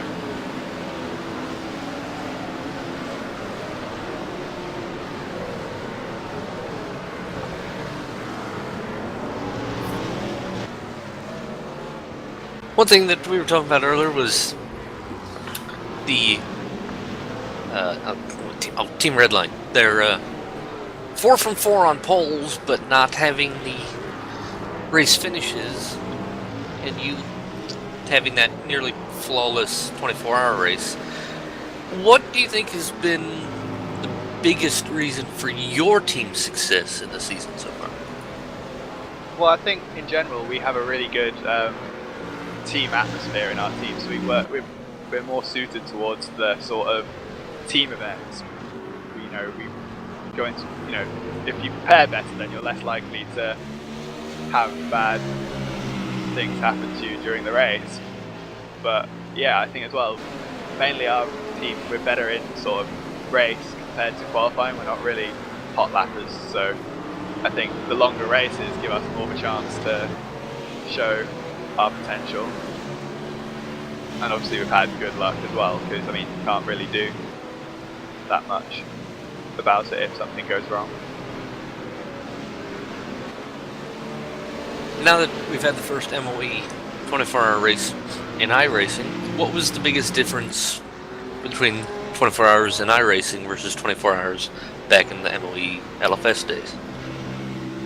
I think in LFS it was more like it was more random. Like you you could make more mistakes and you'd still be able to get through and win, whereas you do in this one, the competition's so high all throughout the whole field that really if you have one bad mistake or bit of fortune or whatever, you can't just make it back up by being faster than everyone else. The standard is so high that no one can really do that. And obviously as well, it's a lot harder to, you don't have the same ability to repair your car as easily back then. I think they've improved it a little bit since 24-hour race. But obviously, and there was also the free damage repair, but you could choose when to use that, so if you had like a little bit of bodywork damage, it would use it even though you didn't really want to. How quickly did your team use both of its free repairs last round? Probably, I think we'd used them all up by the 6th hour or something like that. I think Jake got bodywork damage twice, so with back markers. Jake the Wrecker, huh? Well, definitely a bit more used to NASCAR than endurance racing, but yeah, this is actually his first endurance league, or his first endurance races he's ever done. yeah, well, I mean, I think it suits him quite well. I mean, all the time he's been in DWC, he's always sort of done good at just keeping clean and picking up the points without necessarily having the same pace as the guys he's fighting with in the championship. That basically suits him perfectly for this sort of league. But obviously in this league, I think as well, at least in my opinion, his pace has been better than, say, like in DWC. He's stepped it up for this. I don't know if it's just because as a team we're all working harder and working together or what, but he seems to raise his game a bit. Yeah, I always think that not just MOE, but just team racing in general always brings teams together because they have to practice together. You have to race around the same setup, so you have to practice together and really communicate and collaborate. I think that really helps team communication and whatnot. Yeah, and I think that's probably part of why we do so well in like MOE, because we already had that sort of environment coming from LFS. It wasn't quite as strong as it is back there, but we always had it, so it wasn't. We already worked together quite well from the start.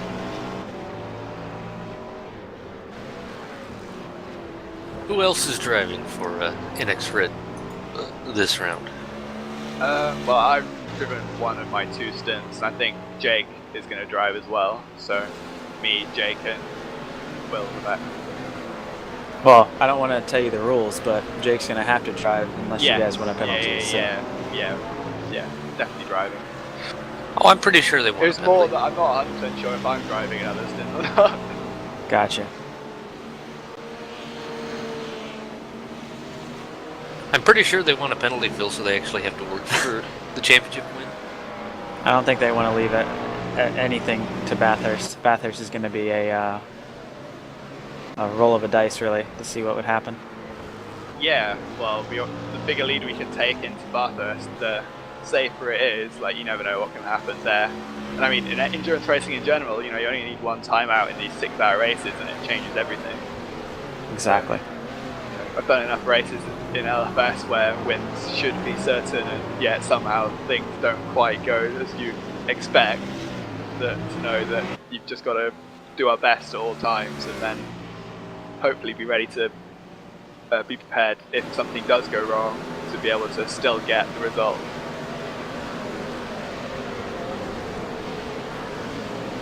In case anyone's wondering what's happening in the actual race, Virgil Racing, Stefan Wieselaar still leading for Virgil Racing. They're working their 45th lap. Well, I understand that Isaac has a pizza in the team hospitality area waiting for him.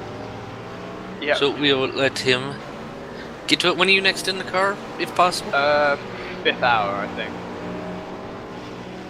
Excellent. Well, good luck, and good luck to the rest of NX Red. Thank you. That was Isaac Price from NX Racing Red, who has departed back to the team area. I wonder what flavor pizza they're having at the Team Bucker. No idea. Probably pepperoni and cheese. Simple. I don't know. You saw Dream Factory there making their way around. I believe it's RML racing team. Yes, RML racing team. One thing about this Circuit of the Americas, turn 1, it gets so wide on entry that it opens up so many lanes. Done that way by design. I'm actually amazed that there aren't more incidents at that corner because of how many possible lines there are.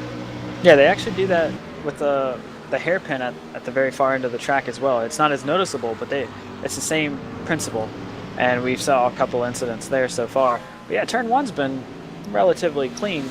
I think the main thing is that turn 1, you have that really high curb on the inside. So you want to brake and stay to the right as long as possible. And then when you swoop in, you don't want to hit the inside curb, and you want to straight line the exit as much as possible. It's easy to do that when you're alone, but if you're trying to battle with somebody or anything like that, the car on the inside most of the time will either outbrake themselves or they're going to let off the brake and pretty much run the guy on the outside wide onto the turf. We've seen that in real Formula One. We've seen that actually today. I believe NX Racing Red did that a little bit to GT Rose Orange.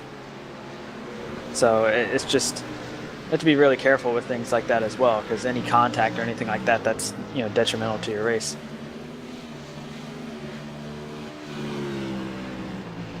Of course, this circuit also quite generous with runoff areas in case you do have an incident. Yeah, any form of spin or anything like that, you should be able to get away with it. There's only a couple places on the track that you'll really have to watch out for a wall. Unless you have an overcorrection, which would be considered a huge off. See just up ahead there, we see the KRT Motorsports car that we've spoke about actually quite a bit this race, making their way around Infinity Esports.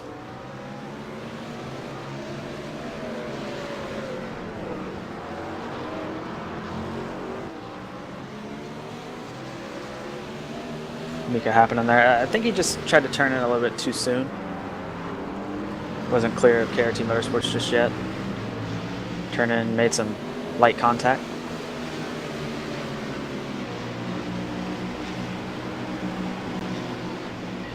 Yeah, I think he just almost had contact too with the Team Turkey Motorsport car at the following corner. Yeah. And there, I believe they're a lap down. We're going to actually end this battle. Just behind them, the battle between Trinity Motorsports 3 and Mad Cow Racing 3. I kind of just want to call the Mad Cow Racing, I kind of just want to call that the Chocolate Mad Cow team. And that's what it looks like to me. I love chocolate milk myself. Mad Cow Racing 3 looks like chocolate milk. It's brown. It would have helped if I actually downloaded the skid pack this round. Oh, see, there's your problem. Let me go. I can It's look a brown, at it's a brown cow, basically. Michael Booth suggests it's a fudge brownie. I don't want to think about that so early in the morning. Yeah, you'll have a sugar crash before too long. Exactly. Yeah, Mad Cow 3, the Primrose Cow.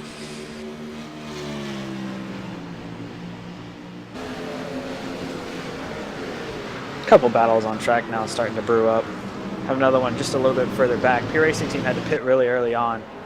They had a stop and hold penalty, and now they're actually making their way back through the field, where these guys finished 5th in the first round at 12 Hours Road America.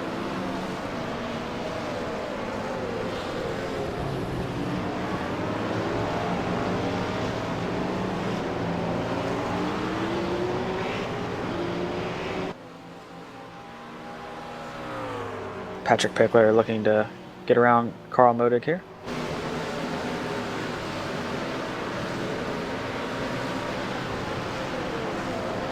So, wow. Surprised with how far inside he dove there. Oh, and there's contact. Ooh, that was a little bit of lag we could see from the camera angle. Now NX Racing and then Blue gets hit. Virgil Racing, the race leader, having to come through that yellow flag area. Yeah, that was a bit too close for them. Looks like NX Racing Blue, I guess, thought that the KRT Motorsports car wasn't going to be there, possibly going to brake early since they were so far inside. And they did not do that, so simply just contact there. NX Racing Blue car already having a rough race anyway, flipping in the first stint, actually at the very beginning of the race. Yeah, and I see someone talking about that. Team Leaving in IRC mentioning how after the LLM roll that First Cops had the first roll of the race, and Michael Booth in his usual humorous tone mentioned that's what happens when Jack Sedgwick drives for your group. That is true. Currently have a Radicals Online, well, I don't even know what you want to call it. Both their cars just behind the GT Ross orange car. Having a minor scrap, perhaps? Yeah, both cars in the top 7 here, 6th and 7th position. Good job for them this round.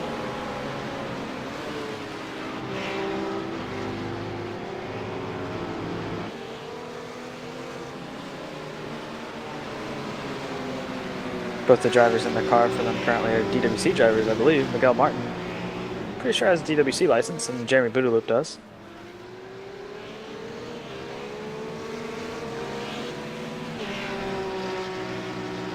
I believe Radicals are the team that raced in the LFS days. Yes. In some of the support leagues back in the day known as Race Sim Radicals.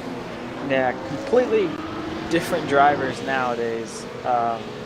I believe the only one that really races on road that we would know from the Live for Speed days would be Anthony Roselli. I think well, we do know Wyatt Gooden, but he was in Mercury Racing at the time. Didn't join Radicals until iRacing.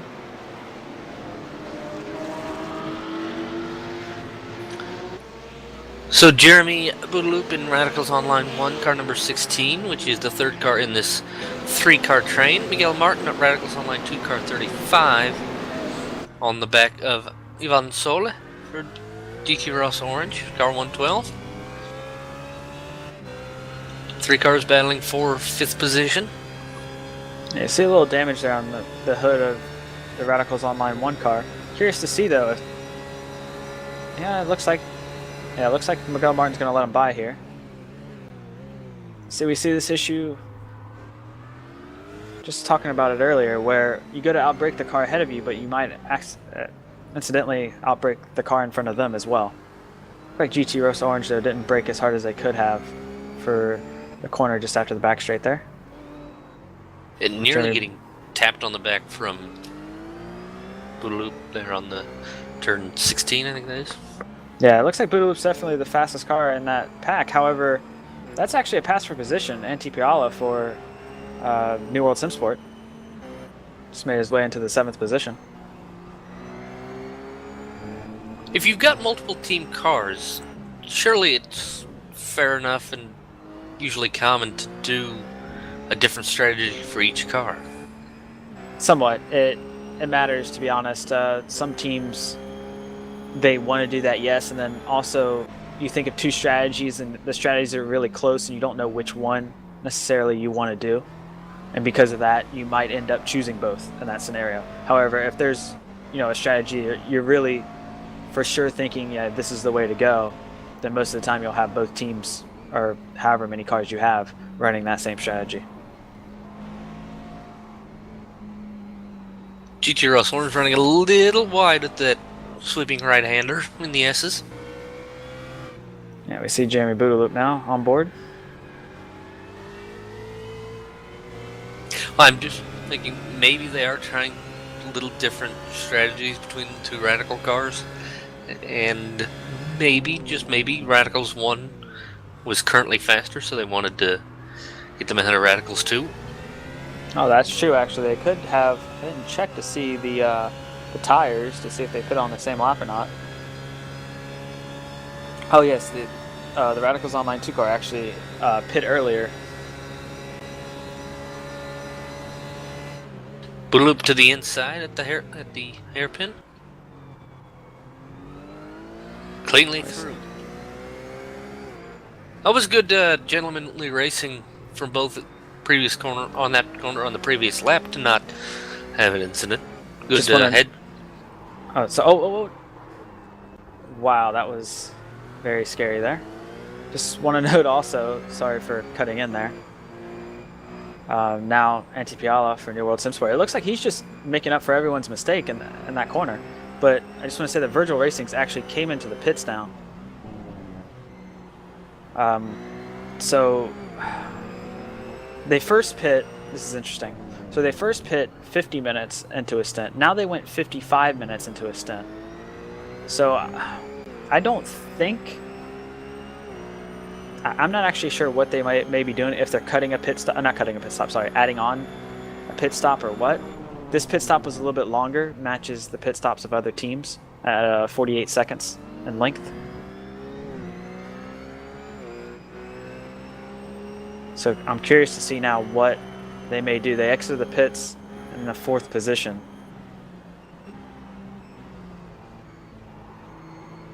See GT Roast Orange here that we're right on board with, making a few little mistakes there. Christian Lorente rejoining the server. He may be driving for them next, not sure.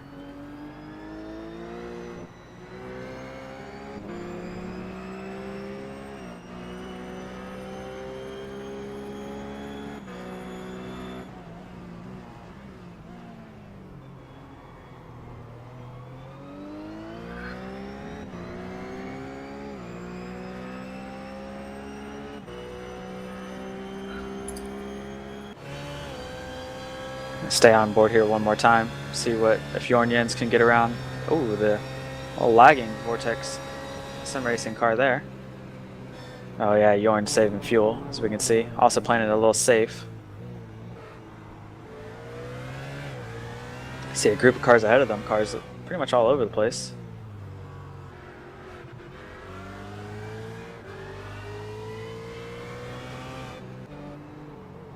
So, oh. Just ahead of them was the Radicals Online 2 car getting into the back of New World Simsport, who's also just lost the place back to GT Ross Orange. You can see this battle, how much they're getting held up because of this battle. Jeremy Boudaloup's pretty much gone. Already 2.5 seconds ahead.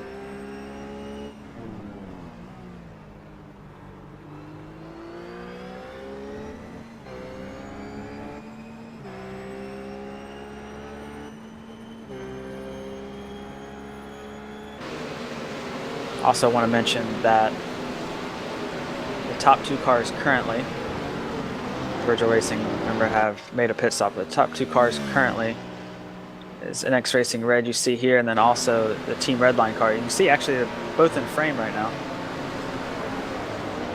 Now, William Levesque has been catching.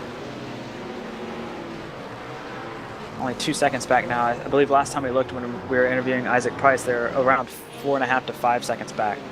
So it looks like later in the stint, the McLaren really drops off. I'm assuming it'll be their front tires, not quite sure. I don't know, but if Enzo Benito's having a hard time, then I'm going to have a feeling that the teammate of his, which I believe is going to be Christian Simchek, is also going to have a hard time. Yeah, Simchek, the other driver listed on the entries page. Currently not connected to the session. Oh, he's doing the... Good. I was going to say, he did the Continental Tire, you're probably going to say the same thing, Continental Tire Sports Car Challenge at Daytona. What was it, last weekend? Or the weekend before? Yes. Weekend before, 2 weeks ago. Yeah, weekend, yeah. By the way, I want to say congratulations to a former Illinois contender, Scott Andrews, known as Duck in the LFS days, on winning the weekend for Formula Ford at Bathurst, at the Bathurst 12 Hour. He won race 2 last night. Well, yesterday. Well, technically still kind of today for some of us. The Bathurst 12-hour race going on right now, I believe. Is it starting already? I thought it started in I don't know. a couple hours. Okay, after this race finishes. Well, not just before this race finishes, about an hour before this race finishes. 1850 UTC. Yeah, there's a small overlap. I think it was about an hour and 10 minutes. Which is part of the reason why this race started 2 hours earlier than normal.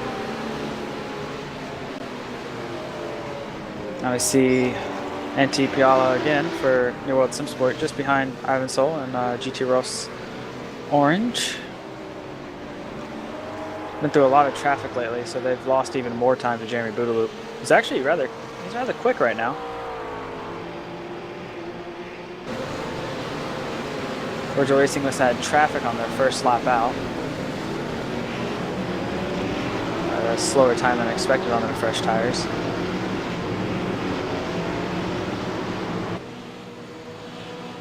It is tapping through the field also. Coanda Sim Sports behind a group of cars. Yeah, this actually, you see 5 cars from GT Ross Orange all the way back to Coanda Sim Sport. Those 5 cars are actually a battle for position. Yes, 6th, 7th, 8th, 9th, 10th. Yes, all those 10th. cars. And even 1.8 seconds back from them has been testing for Team Camara.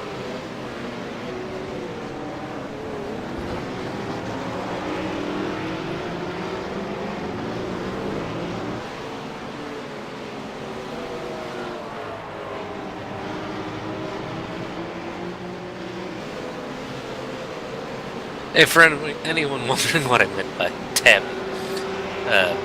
still kind of used to the LFS system of pressing tab to switch cars. Here it's pressing V. I didn't want to say V, and I just didn't think of saying look.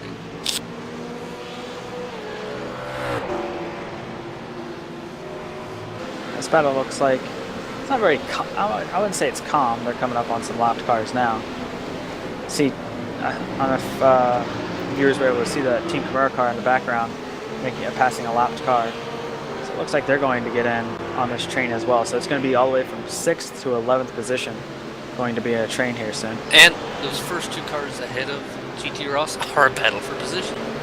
Oh man, It's P35, the Andrea Ventura for CTC Racing 2 against Kevin Vaughn of Velocidaddy, 36th. And P34 is just ahead of those 2. interesting thing about having this single class here of as many cars as we can put on, which would be 60, is that you almost always have someone that you're going up against and you're trying to battle with. There's never really a time that you don't. This is pretty much seen right now. It's a 6-car train catching up to a train of 3 cars, I believe, that's currently battling for position. Yeah, kind of a loosely bonded train. And unfortunately, we have Kevin Vaughn is going to be overtaken, and I think he's realizing now that all these cars are for position. So be really careful on how he does this. The last thing you want is to make it difficult and then have all those cars behind you for position fighting each other, because then you may end up in an incident that you indirectly could have caused. Yeah, he lets all them by within a few corners. Been testing a Team Camara, slowly catching this battle.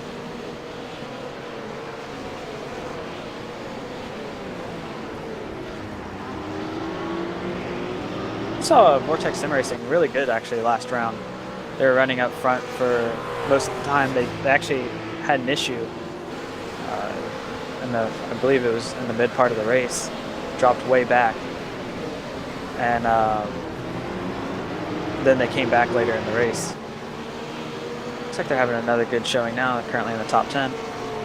So you know how I said it was 34th, 35th, and 36th all fairly close together?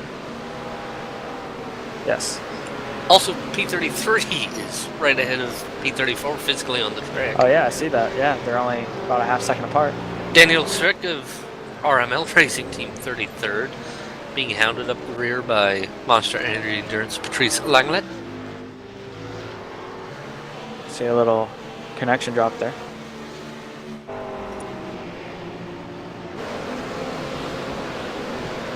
And I hate to cut away from this battle, but we actually have a battle for the potential lead here. Well, unofficial lead, I should say, because Virgil Racing having pit early. Whoa, and we see NX Racing Red there entering the pits.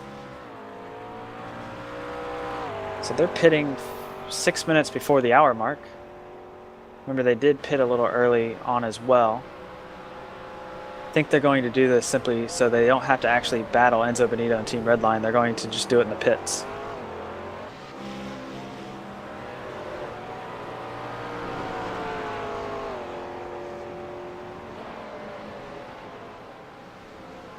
You see Core Motorsports just popped up on the overlay there. They're now in the second position.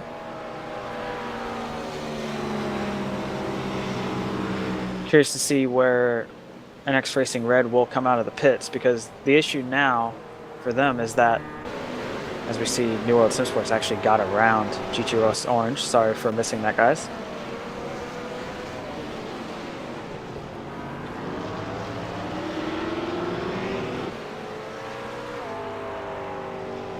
So joining us in the commentary box is a team member from Radicals Online 2, which is part of this massive train of cars we've been following the last several laps. Paul Ilbrink with us very recently out of the car, I believe. Yeah, I did the opening stint for us, and might get back in the car later, but not anytime soon. So how's your race been so far for Radicals 2? See, you've been up in the top 10 almost all race. Yeah, I think the start went pretty clean, and we gained a couple of positions. Just ended a bit bad at the end with the Iberica car running into us in the lap that we were about to pit. So I don't think we got too much damage from it, but Miguel had another little contact a little while ago, and that seemed to slow us down a little bit. But so far, still in the race, so we're doing good. What's it like watching your car right now, who's currently in a battle for position, but also you have a bunch of lapped cars that you're currently in? It's not as nervous as in previous races, I guess. I guess you get a bit used to seeing it and knowing that you can't do anything about it. So just hoping for the best. Yeah, I almost see them made it overtake there. It looks like he just ran a little wide, just too hard on the brakes. Ivan Sol for GT Ross Orange was able to get back by. And also, I've noticed that you've been driving the roof all season and not the BMW. Is that just preference? Is that your car of choice, or is that just something you end up having to fall to? Well, just before the first race, the team was a bit divided. A bunch of guys liked the BMW better, and others amongst myself preferred the rough. So we chose to drive two different cars. So that's pretty much it.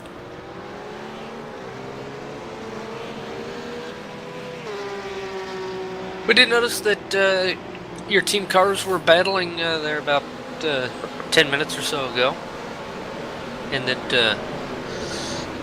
the one team car, was it the number 1 team car, the number 16 car, that yielded to the number 2 car, or did I get those two backwards? Backwards, but, yeah. Yeah, so it was the other way around. Was that a planned? Was that an actual decided on by team management, or was that the driver in the car deciding to let his teammate through? No, Jeremy and Miguel are both like DWC drivers in iRacing, so there's no need for us to tell them what to do.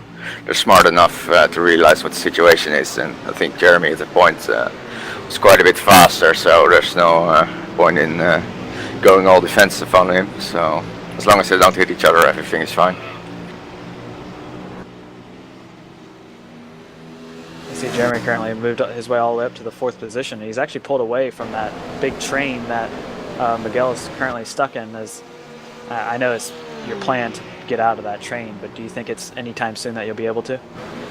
Like I said, I think we have a little bit of damage, which is hurting the top speed of the car a bit, and it will be hard to get away. So I guess we'll be stuck in the strain for a little bit longer, at least till the next pit stops. All right, and you said that you'll be getting on much later in the race, if at all. Is there another driver besides Miguel that's going to be driving? There's 2 more actually. I think Yuri Wituk is taking over the wheel on the next stint, and more towards the end we might also have Joe Jr. Doing a stint. So we'll see if I get back in the car to do the last stint or not. But I think we're all capable drivers, so it shouldn't really matter too much. We need to get a Joe Jr. appearance in this team speak. Yeah, we know Joe Jr. quite well, actually. Good guy. I'm guessing Mac Backham's going to be in the number 16 BMW? Yeah, they're just driving with 2 drivers for the whole race, so I think the plan is that Jeremy does the first 3 hours and Mac does the final 3. Okay. It's actually interesting, the 3 hours and 3 hours. But I guess, yeah, if the drivers can do it and they're okay with that, then that's fine. I would expect like a 2-2-2 or something. I don't know. Yeah, I think it had a bit to do with the availability in the team that Mac had to work in the opening hours, and I think Jeremy's has to be somewhere else tonight as well. So how'd the 24-hour race go from your perspective? it went pretty well, I think. The last race in Spa. Towards the end it gets a bit boring because the gaps are so big and you're like 1 minute or more moved away from the cars in front and behind you, so that's a bit boring. But all in all, a great experience doing it. It was the first race I ever did that was that long, and definitely worth repeating. Sorry, I was currently watching your team car here in a battle. Seeing if they can make their way around. GT Rosa Orange doesn't look like they will. I've actually asked this with other drivers throughout the season. Well, actually, I think you might actually have him now. We're still side by side. Oh, here he goes. Yeah. GT Rosa Orange backed out a little bit there. Hopefully he can get away so he's not stuck in the draft. Yeah, I think pit stops will be coming up in about 3 laps or so. Wanted to ask also, how do you feel? I know you also race. I've seen you race a lot of the HPD. How do you feel about the single class racing with the full grid versus multi-class racing?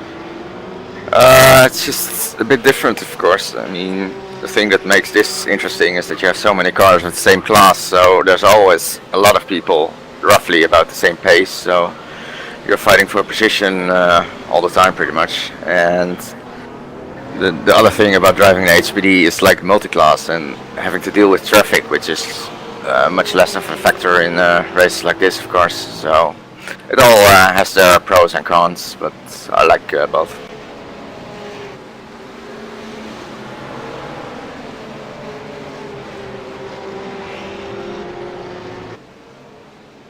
Did you guys do the iRacing 24 Hours of Daytona? Yeah.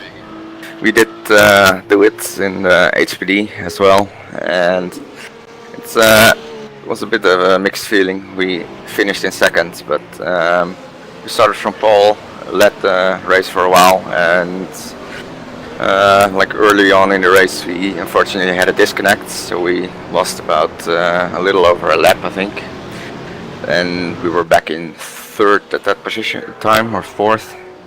And over the night we still managed to gain all the time back, and with about 3 hours to go we were only 6 seconds or something behind the leading COTA car. But unfortunately we had a little misjudgment situation coming back on the oval, hit another car and completely screwed up our own in the process, which gave us 10 minutes of repairs and off-pace car, and we finished second, still 6 laps down, but not a bad result, but obviously a lot more was possible, so we'll save that for the next time. Just want to mention that just saw Ashley Owen for Vortex Sim Racing number 114 having an off in the carousel section at the end of the lap. Team Redline also in the pits. Christian Simchek behind the wheel now. Enzo Benito out.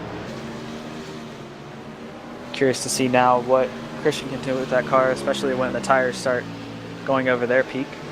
Seems like the McLaren's the roughest on it. All right, and Mr. Paul Ilbrink, team website, etc. Yeah, check out radicalsonline.com, Facebook as well. And also, if you have the chance, check out the live stream from Jeremy's onboard car. You can find it on our Facebook page. Well, all right, Mr. Paul Ilbrink, thank you very much for stopping by. Good luck to you the rest of the race. Yeah, thanks, and good luck on the broadcast as well. Good job. Thank you.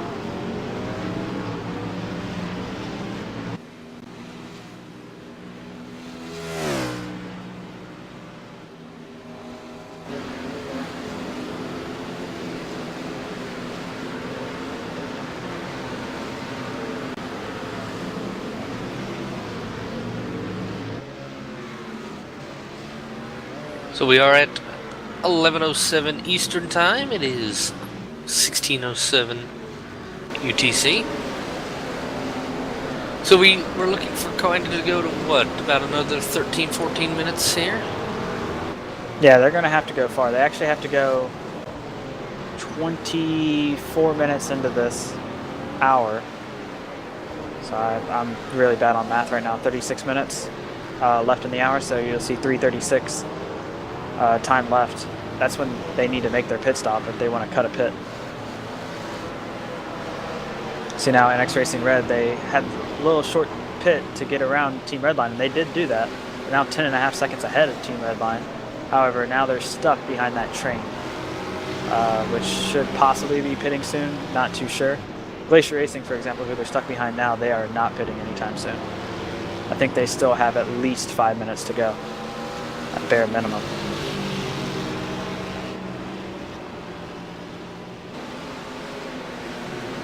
Got Iberica Racing Team in pit lane right now. Core Motorsports in pit lane right now. Oh, Glacier Racing, a little mistake there.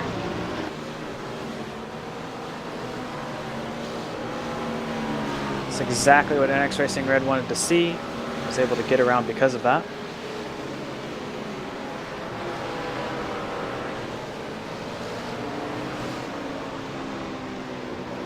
And here comes all the pit stops, and this race is going to be different than I think other races that we've had to deal with this season, besides the 24-hour race, of course, with pit stops being spread all over the place. They're going to be upwards of 30 minutes apart on this stint alone, so each stint they're kind of going to broaden out. Then by the end of the race, everything will fall into place.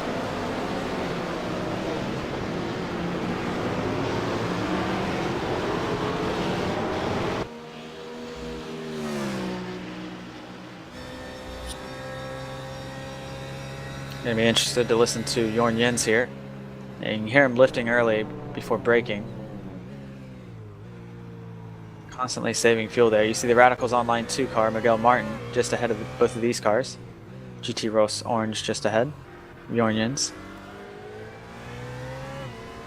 They don't have really any pressure behind them. It's NX Racing Red that we just saw overtake Glacier Racing. They're the two cars that are behind this group. Ahead of this group, Jeremy Buildup in the Radicals Online 1 car has pulled away 14 to 15 seconds. So once he got clear of that pack, he pretty much left them. It looks like Radicals Online 2 is going to pit now.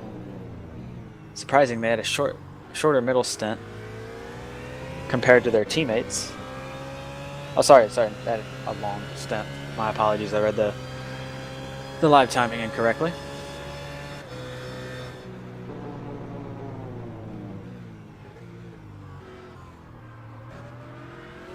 The only thing I see bad about this Coanda strategy is when they get behind a car, they're not going to be able to overtake. Sure, it's going to help them being behind the car simply because they're gaining the draft and whatnot. However, they have to be so careful to not use too much fuel that they're not allowed to really overtake anybody. And this is really going to hurt them time-wise. Got a very slow R4 Motorsports car. Sam Michaels the top of the circuit. He's been coasting for several corners now. Could they be very low on fuel and trying to get every last drop out? I think I know what happened, actually. Looking at their pit stop length, they only had their stop was only 31 seconds, which to me tells Did it me not that they fuel? didn't. I don't think they got enough fuel in the car. They just pit as well. This is their out lap, so I don't think they were able to refuel at all. So this is not good for them, as we see Jornjens right beside GT Rose Orange. As I let out some orange juice there, as you guys might have heard. Jornjens able orange to get juice. around. Oh yes.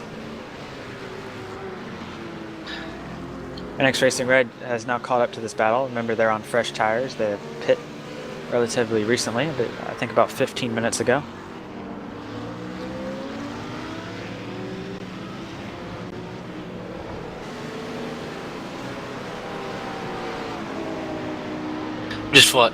While you're watching that battle, I'm just watching Sam Michaels redraw the course to cut out some of these corners to make sure he stays out of the way of everyone. I see GT Rose Orange pitting now. So they're going to pit, they're going to get their fresh tires. They're definitely going to be coming out ahead of Coanda, who still, once again, they have another 14 minutes on their stint that they need to go in order to cut a pit stop. Very interesting strategy that they're doing here. Coanda Simsport third in the championship, and NX Racing Red first in the championship.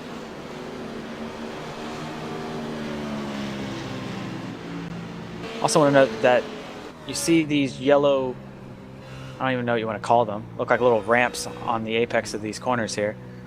Those things will absolutely destroy your car. If you hit it once, you may get lucky. However, if you hit it twice, you'll most likely damage your car, your suspension and whatnot. Or even just body panels even, and hurt the aerodynamic of the car and hurt your straight line speed. So it's key to miss those. As I don't think Jornjens is going to hold up NX Racing Red here, knowing that they're on fresh tires and Coanda Simsport's on old tires, and also saving fuel. Yes, this should be an easy pass here.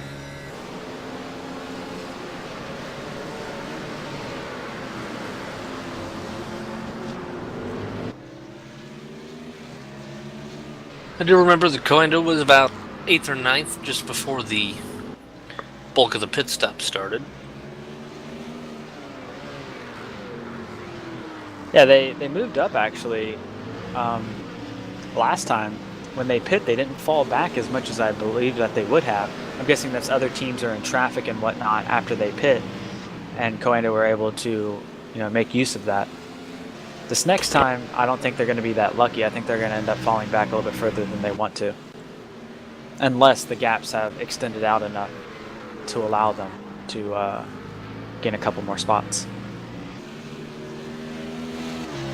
Either way, I do like the strategy that they took, trying something different, trying to cut a pit stop and see where they end up. I think that's a pretty neat strategy that they're trying to come up with. Currently, though, they are one less pit stop than both Virgil Racing and NX Racing Red, and they are behind both of them. They are ahead of Team Redline, however, by 13 seconds, so they should be okay there. Another team that hasn't stopped is the Glacier Racing car. I rode on board with them today. Let's ride on board with them.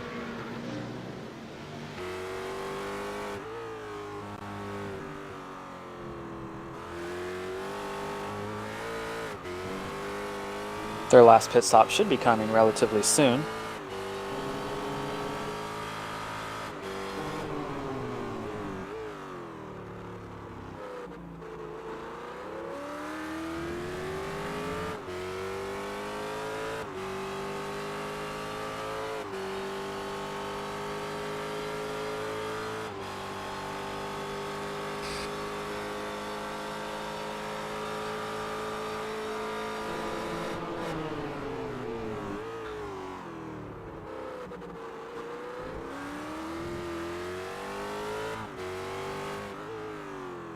See, the Glacier car is not the easiest to get around this slow section.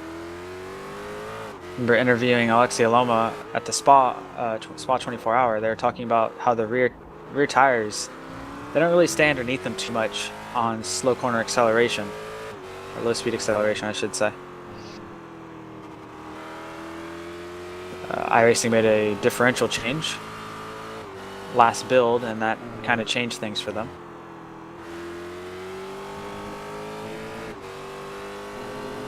Curious to see what they end up doing with their strategy, if they're just going to continuously stretch their stints and then have a very short pit at the end. And if they do have a very short pit at the end, they may not even take tires. They won't need to. It'll just be a splash of gas. They'll save upwards of, I'd say 25 seconds or so, at least.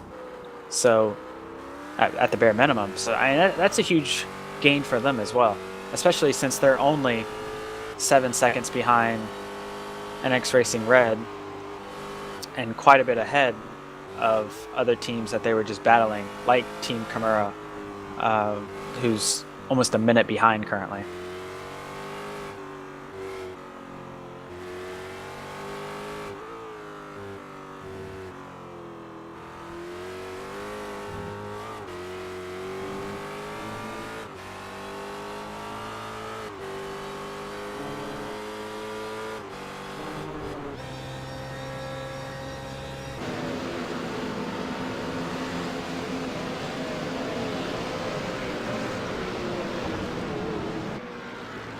Saw Jack Cedric for NX Racing Yellow making his way around KRT Motorsports 1 car. I believe that 96 McLaren just came out of the pits. They did. NX Racing Yellow 12 laps into their stint.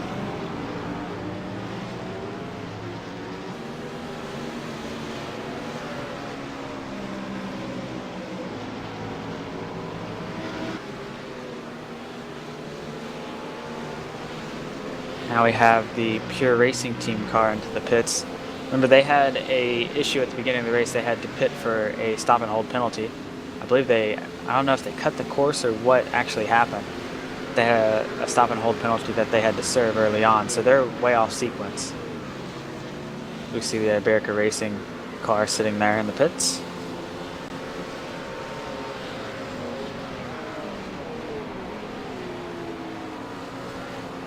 Pure Racing Team's done a good job coming out of the pits in the 18th position currently. NX Racing Red just behind them. Also in the pits is, oh sorry, just went to Team Redline there, is the Radicals Online #1 car.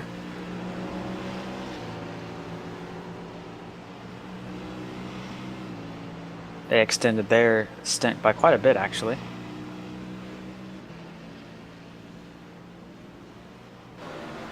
I see Christian Simchek drove the Mazda MX-5 at Daytona for the 24-hour race, real life 24-hour race that is, not the iRacing one.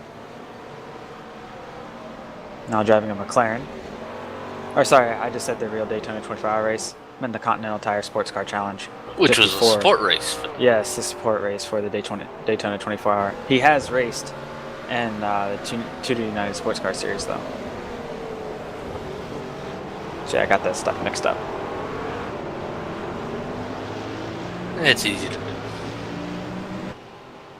I should have realized that when I said MX-5 in a 24-hour race, but did not. Saw way up ahead there was the Glacier Racing car ahead of the Team Redline car. It's for position, however, Glacier has done one less pit stop, so it's not too important right now.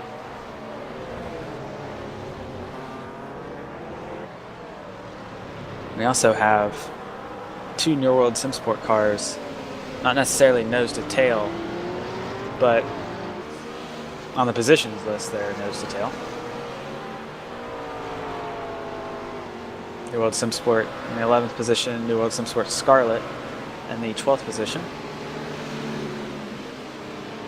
For an update on going to SimSport, continuing on for another lap here with Jorn Jens at the wheel. I think they're going to do at least another 3 somehow.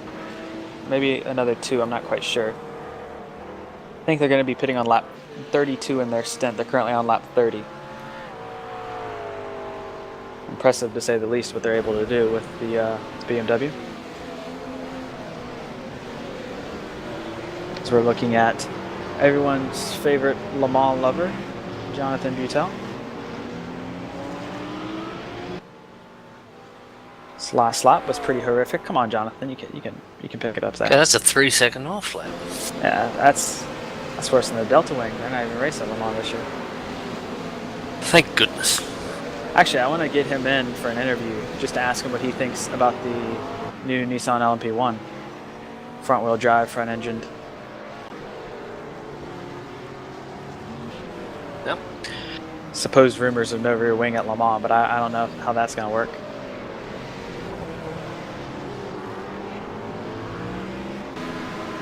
So a battle here, KRT Motorsports.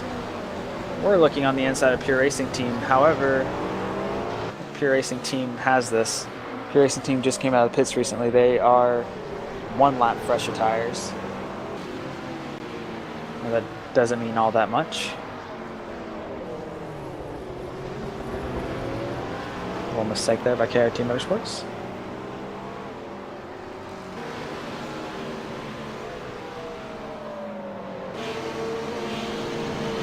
I'm going to shape it up is GT Ross orange car. They exit the pitch. You can see they're just behind the Radicals Online 2 car.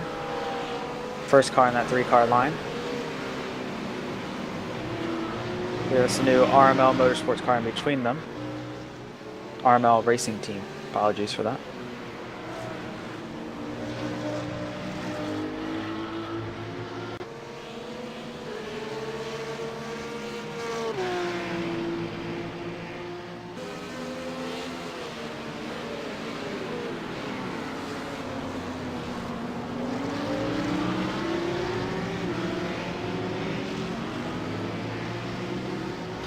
Two and a half hours almost gone in the 6 hours of Circuit of the Americas, presented by Grand Prix 247.com.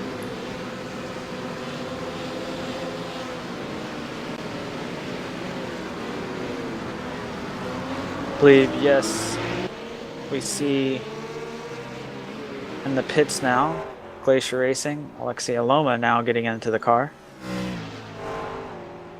Now they're doing hour 10-minute stints, and it's not going to be able to cut them a pit stop. They're going to have to do a splash of fuel there at the end. I think if they were saving from the beginning of the race, they would have been able to pull off the same situation Coanda's in right now. Which after this lap, not only do they have to complete this lap, I think they have to complete one more, in my personal opinion, in order to make this strategy work. They're going to complete this lap and they'll have 3 hours, 38 minutes remaining, roughly. And they need it to be 36 minutes remaining. So one more lap is definitely needed. I'd be interested to know how much fuel they actually have left when they make the pit stops.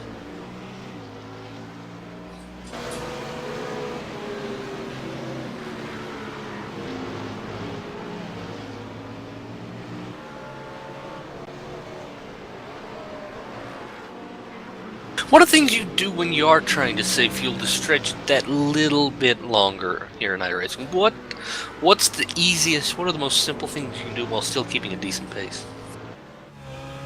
That's right on board with them to find out. I'll say the easiest thing normally is just lifting before braking.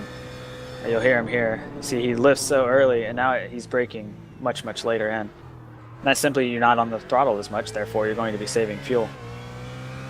That's one of the situations there. Also just getting on to the throttle later. Also the tires are now older, so you're not using as much fuel in the sense of you're not going as fast.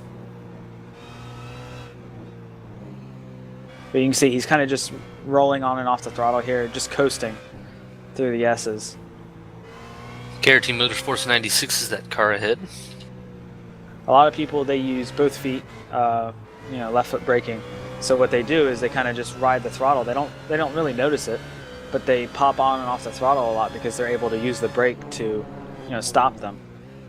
Whereas what Coanda SimSport are trying to do here is they're extending their stint, so they're just kind of just letting the car roll as much as possible, and then just tapping the throttle whenever they need to. As far as times end of stint, not the most impressive. However, you know, they don't necessarily need to be that impressive for this strategy to work correctly.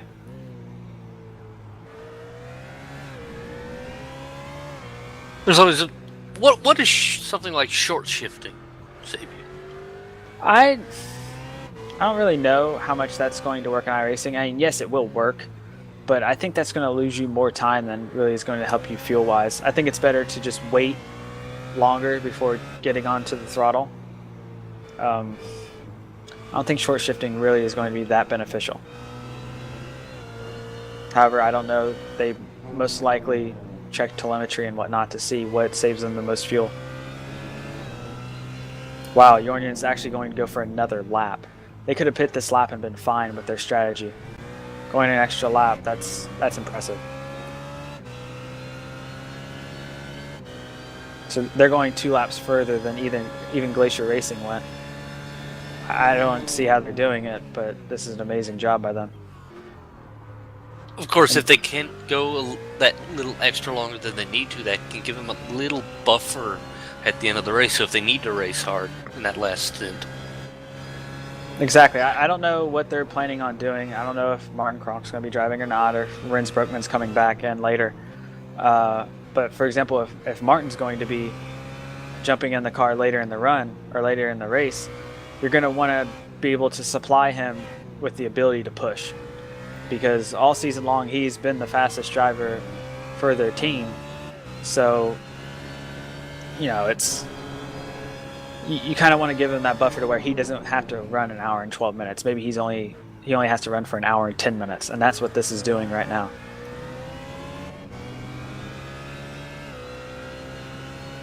Looks like they'll be entering the pits around the 3-hour, 34-minute mark. From there, they'll be pitting. They'll come out of the pits with 3 hours and 33 minutes or so remaining.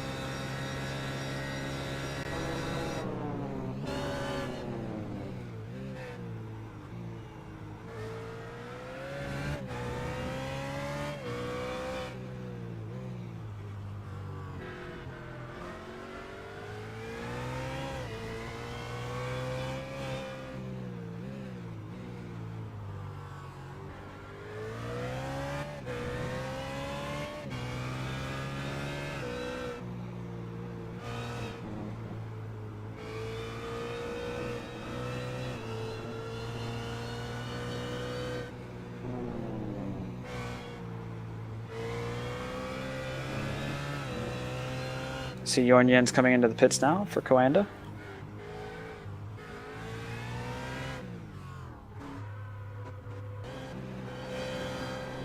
It's not a very long pit lane. No, it's a tricky entry. It's a tricky entry, but it's not. The lengthwise of the pit lane's not that large at all. It holds 60 cars, but it's nowhere near the length of Spa, for example, that also held 60 cars. Or Road America, which also has an extremely long pit lane. See Trinity Motorsports 3 trying to make their way around New World Sim Sports Scarlet. Looks like they're going to be able to do that here.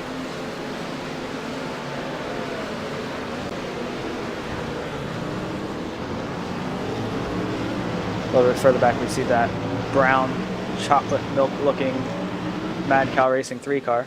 It's actually going to be in this same battle. Our R4 Motorsports car in the middle is recovering from, well, running out of fuel essentially.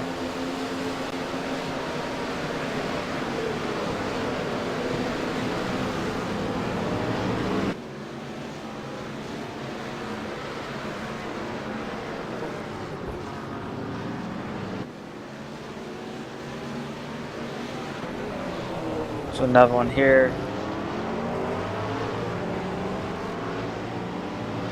KRT Motorsports 2 car just getting passed by Trinity Motorsports.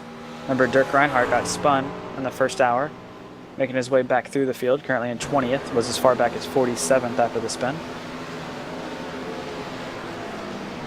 Also want to note that Jorgen just exited the pits in the 7th position, just ahead of the Glacier Racing's Alexia Loma, who's in 8th.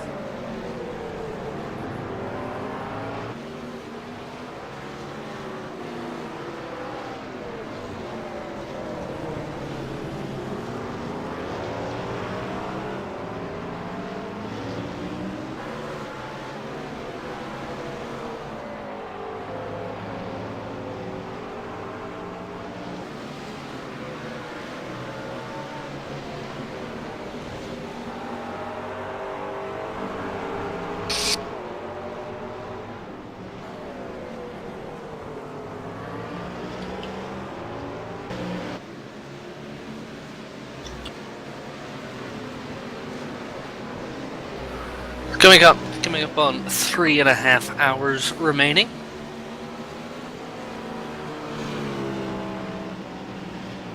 And we still have Virgil Racing in the lead. Only 27 seconds though ahead of the NX Racing red car, who are 20 seconds ahead of Team Redline. So the top three, actually, this is the most spread out we've really seen the top half of the field all season long. But it's also because everyone is on a completely different strategy. Next three cars ahead of NX Racing Red, by the way. One is Velocidaddy. The other two are NX Blue and NX Yellow. So actually, that's just behind where we're watching right now. See Infinity Esports trying to make their way around New World Sim Sports Scarlet.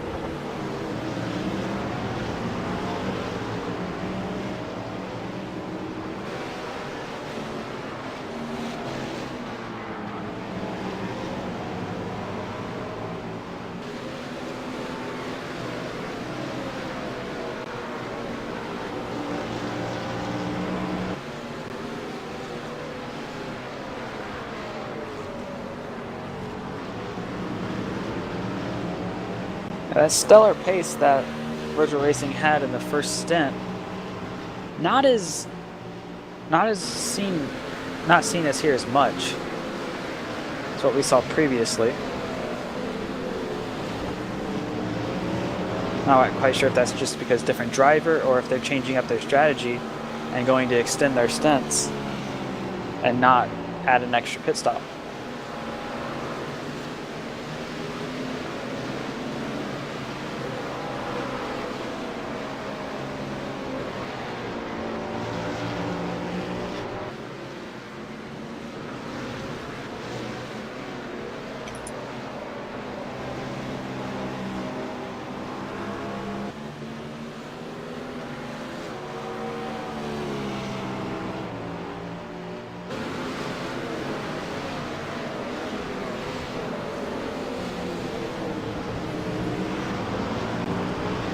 Peter Ridley for Infinity Esports should have a good run here.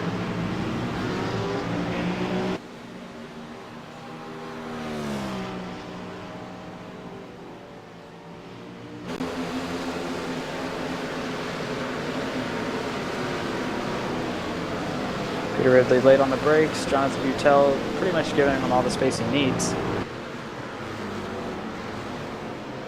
Infinity Esports moving to the 14th position. One of the first times all season we really see them comfortably in the top 15. This isn't necessarily pit stops or anything giving them that spot.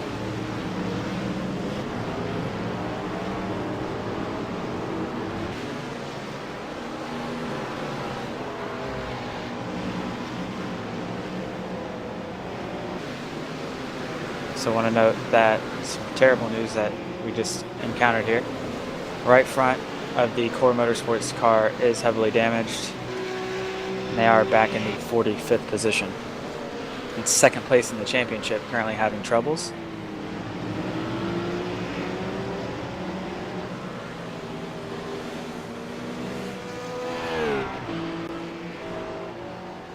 The car just directly in front of them is the car that they were chasing in the championship, an NX Racing Red. Actually have a little NX Racing train going on there. Yellow is just ahead of blue, which is ahead of red.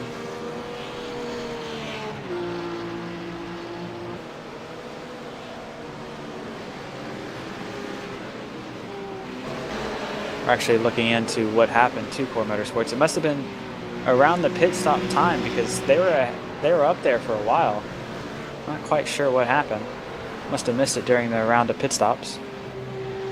I'm just looking at their lap chart to see if anything stands out, and around the time of their pit stop, their 58th lap is listed as 11 minutes 49 seconds.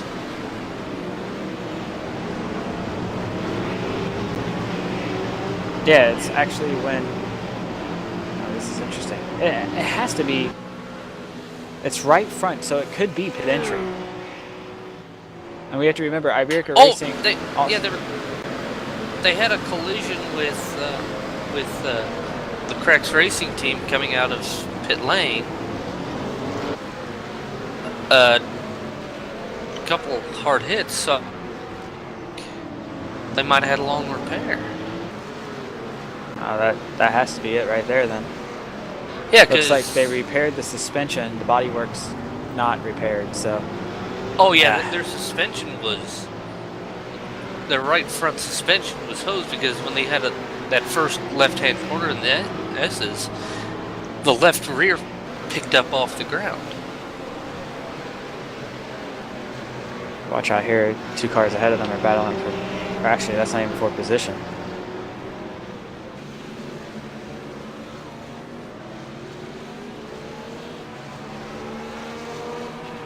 That is just behind them for position now. Pure Racing Team trying to make their way around New World Sim Sports Scarlet.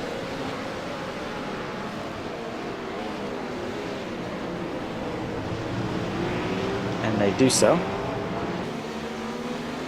Also, a little bit behind that, there is another battle. Dirk Reinhardt for Trinity.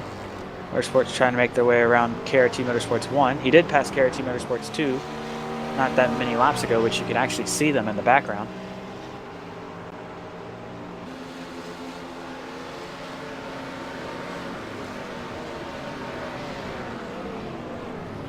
Interesting angle there. He took turn 1.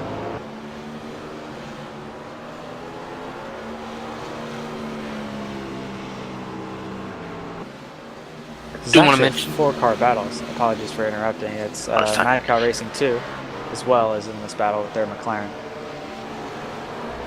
Just got a 60-second penalty for Last Lap Motorsports. Manuel Sanchez currently at the wheel. I believe that was for an incident with slow fins in the stadium section earlier in the race. You see Mad Cow Racing 2 now making a move.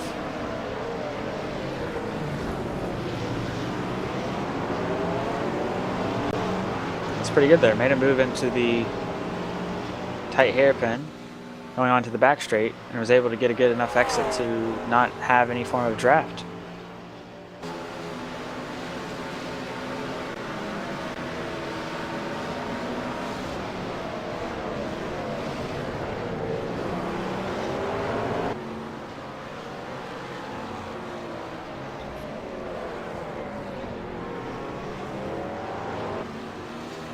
You can see both KRT Motorsports cars there, currently in frame.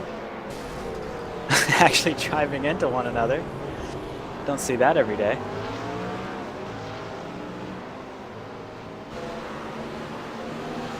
That was interesting to say the least. As we now I think this is confirmation here that Virgil Racing are doing a different strategy and they will be doing an extra pit stop. I'm pretty sure because they're now pitting 3 hours, 23 minutes left. I just don't see how they're going to be able to get all that back. They're pitting so early on in the hour.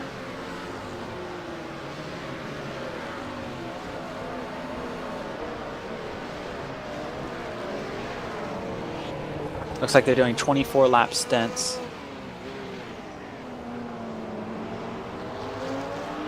Interesting.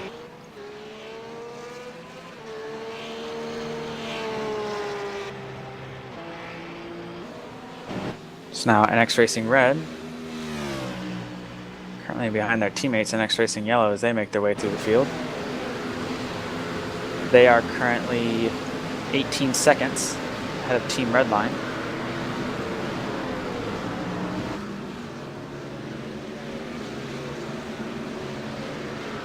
That gap has kind of shrunk a little bit. I think it's because NX Racing Red's had some traffic to deal with here, including their own teammate, which they just got around.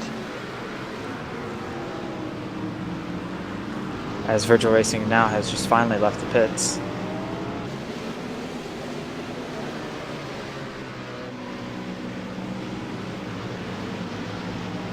So we see now Virgil Racing's actually just made a pit stop extra than NX Racing Red, and we can see that they're 40 seconds back of that car. So they're going to have to make 40 seconds up, both on track and in the pits, as we can't even see the gap in between Team Redline and Virtual Racing. We see it now. 21 seconds.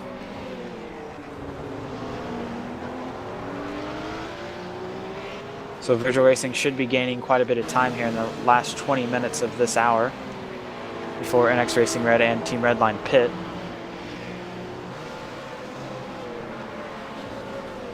So that's the time that they'll be gaining there, and then also they'll be gaining in the pit stop because they will not be taking as much fuel.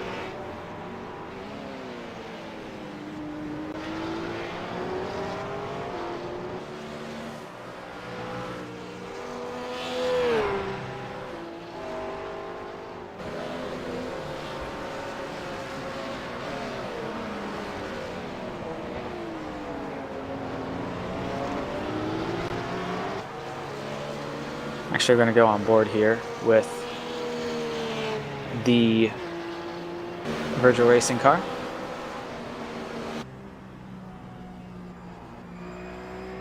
When we come back from the onboard, we'll actually have an interview with one of their team drivers. So I'll sit quietly here and allow you guys to listen to the car as it goes around the track. Fresh tires.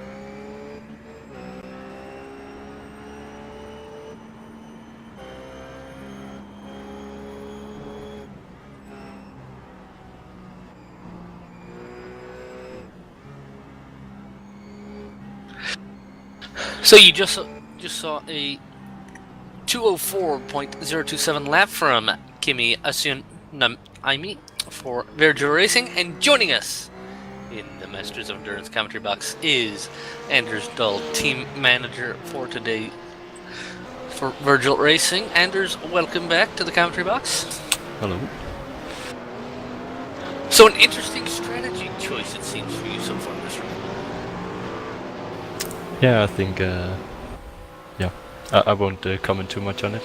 We'll just have to see it played out. So you won't answer us if you're doing an extra pit stop or if you're going to go extra long on the next few pit stops to bring it back even? I don't think we have decided yet. At the moment we have clear track, and that certainly is helping us. So we will just have to see. What made you kind of think of this different strategy? Was it just trying to do something to do it, or did you actually try different strategies, whether it was going shorter, going longer, and are trying to see which one actually is quicker compared to the rest of the field? We tried some things out, and we are clever people, so we wanted to give it a try. I mean, if you don't try, then I don't think you could match the faster teams. So at the moment, it's kind of working for us, which is always good. Yeah, I think worst right now you could really do is third if you guys keep up this pace, because you're only going to be gaining time now, because this is your pit stop. You have an extra pit stop currently, and now you have fresher tires, so you're going to be constantly gaining on the cars ahead. Yeah, exactly. That was our plan, to differentiate us a bit from the other teams. And the pace that Stefan did in the first stint was quite amazing. I don't think we expected that. Starting to gain on Enzo is not always achieved, I would say. Yeah, you guys were by far the fastest cars, or fastest car, I should say, at the beginning of the race. What's your driver lineup going toward the end here? Yeah, I think our end pace in the stint is very good. Maybe the other teams didn't account for this in the setup. I think Stefan did 5 stints at least in the weekend before the race, so he really knows the track and the car now. Any challenges preparing for this race? Like, either trying to schedule or saying who was the best? I think traffic is our main concern at the moment. We already had a couple of close calls out of the pits, and other cars coming out of the pits almost hitting us, avoiding crashes and so on. But at the moment we are clean. Will Stefan be jumping back into the car, or will it be you? Or I see Marcus is also in the server. How is this going to work going off to the rest of the race? Maybe Marcus will be he's probably going to do the last 2 stints. Otherwise, I think Stefan is in for one more. Okay. How do you guys? I know you're a roof driver, and I think I already asked you this at Spa. I believe it was Spa when we interviewed you last. Maybe it was Suzuka, about the 60 cars, one class versus the multi-class. I know you're normally a roof C-spec guy, so you're the slowest class, so you're used to being passed. However, here it's all one class, and you guys seem to be at the front most of the time, so you're doing the overtaking. Is that?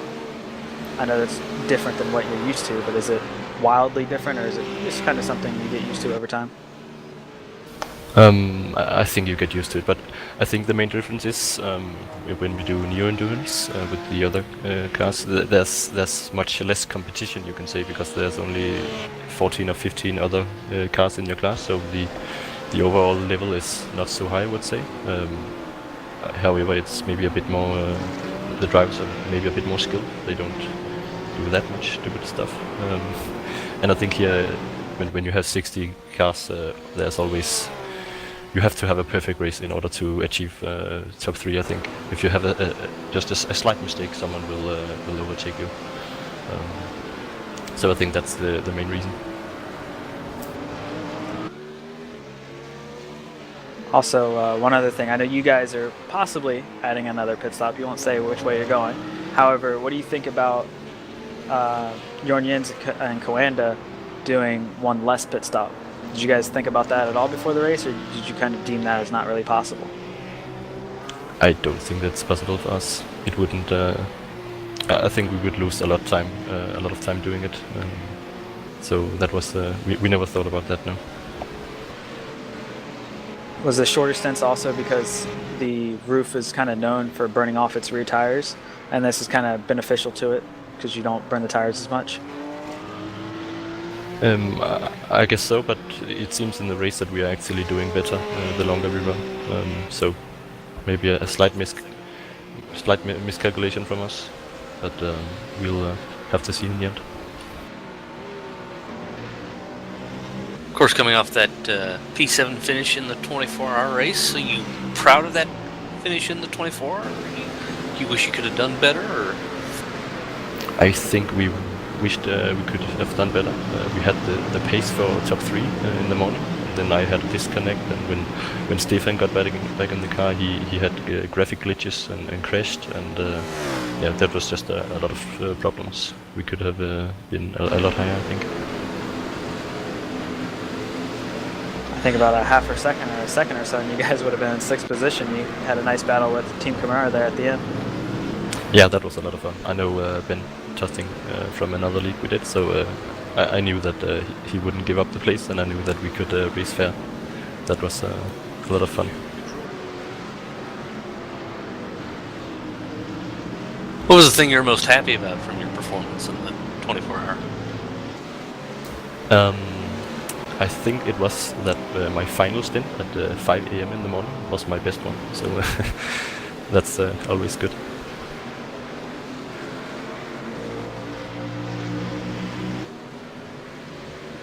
Oh, anything else you want to tell us about your team for this race, or you looking forward to the season finale in Bathurst more than the rest of this race? Oh, as your car has just had a incident with LIT Motorsports at turn 15, I believe that was. Oh, I should probably head back then. Yes, we'll let you. Looks like most of the time was lost for the LIT car more than yours, but yes, Anders, thank you for joining us. Yes, We'll hopefully goodbye. talk to you next round too. So good luck this race. Thank you. Yeah, he has to hurry up and run back to the team there. It looks like they only got some left front body damage. I don't see anything that could possibly hurt the suspension. The fender's still going over the car, going over the left front tire perfectly okay. So it looks like just something to the left front bumper. You see it, maybe can see it caved in just a tiny bit on stream there.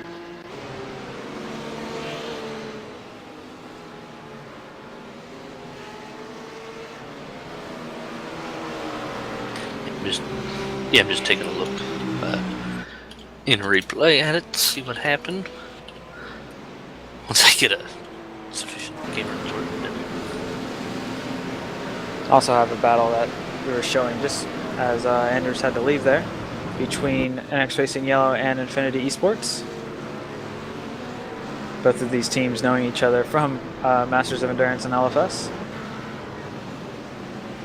Peter Ridley, however, I don't believe was there. It was just Infinity Esports in general. Also just behind them is the Pure Racing team car, the #1 car. This is actually a three-way battle for position. The NX Racing blue car you see in the background is not for position at all. They're still fighting back from an early race flip. As NX Racing Yellow now pits. Once again, short of the hour.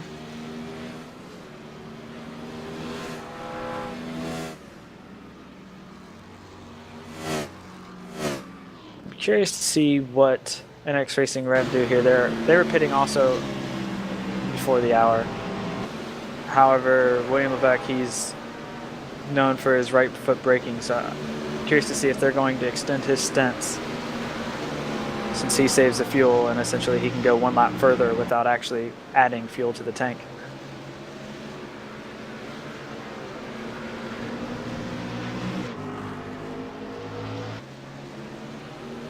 It's actually slowly extending the gap to Team Redline. However, Virgil Racing with their fresh tires, they just had an incident with LIT Motorsports, which we've just looked back at. Looks like LIT Motorsports left a gap there and then tried to chop across last second. That possibly is what caused contact and damage to the front of the Virgil Racing car.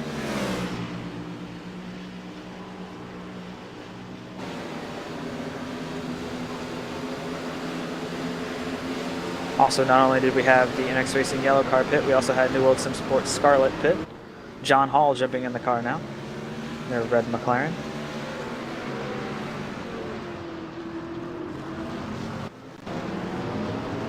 The other New World Sim Sport car just ahead of the Mad Cow Racing 3 car. I think this is actually the best Mad Cow Racing effort. It's their third car, their new car to the series.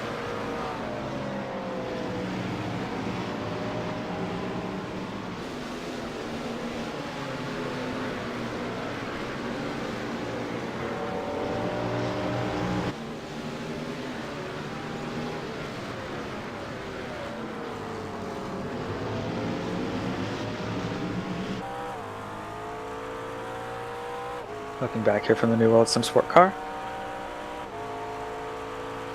BMW definitely has a run here.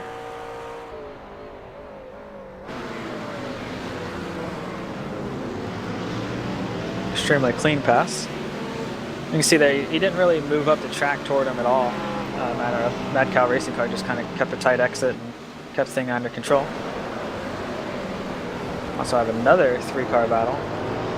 Battles are all shaping up now. Cracks Racing Team. I believe this is Dream.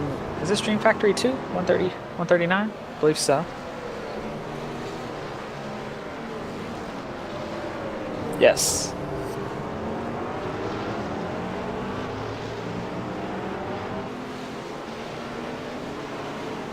McLaren's actually filling the field quite a bit this race. Which is funny, as they fill the field and then unfortunately it looks like they have a hard time in the race with their tires.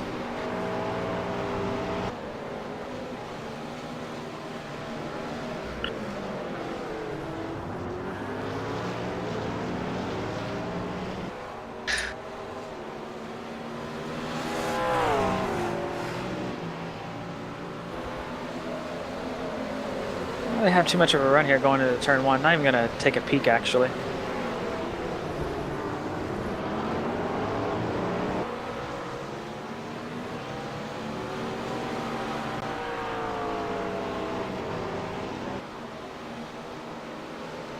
Well, coming up on halfway through the race, so in about the next 5 or 10 minutes we'll do one of our famous stream pauses. Yeah, unfortunately we can't try to do it during or after the pit stops because pit stops are spread out so wide that it's pretty much impossible currently.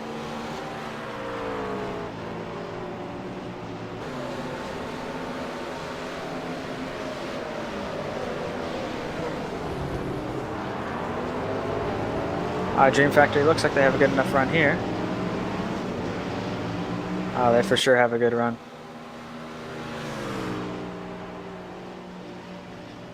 McLaren should be able to outpower the BMW down this back straight.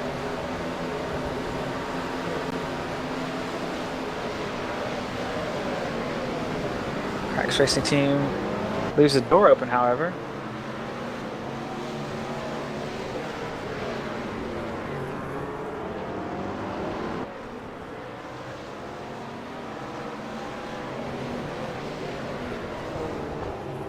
Also, just behind this battle here, we have another battle a bit further up the field. Jorn Jens has now caught Simon Trindle. Jorn was the man who was able to actually go an extra lap once again on his stint. He's only about 30 minutes into his stint, maybe even a little less. Awkwardly enough, even though he's he's 30 minutes into his stint, he's still actually running almost his best times simply because he's not using up his tires. He's just cruising.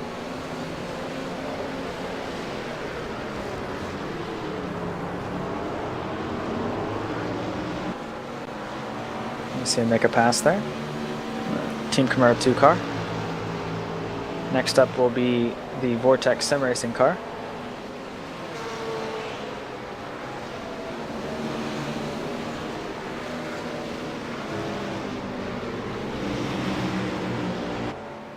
Also, William Levesque came into the pits for NX Racing Red, and Jake Sturgis has entered the car.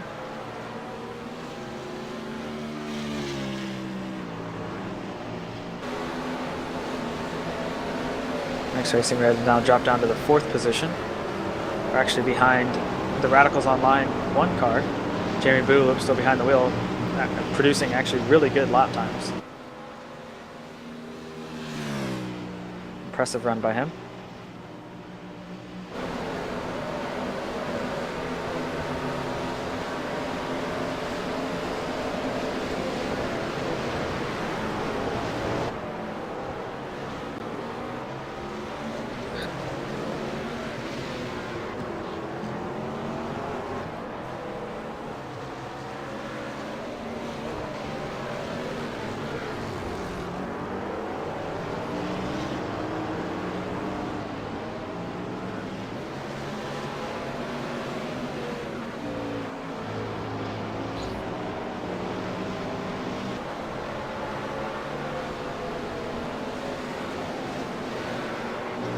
So see Coanda slowly pulling away here. I don't know if Jorgen's possibly not saving as much fuel as he has been, or simply just running cleaner laps here. 205.5, it's not the most impressive lap, so I believe it's just him running his own laps and he's able to pull away currently.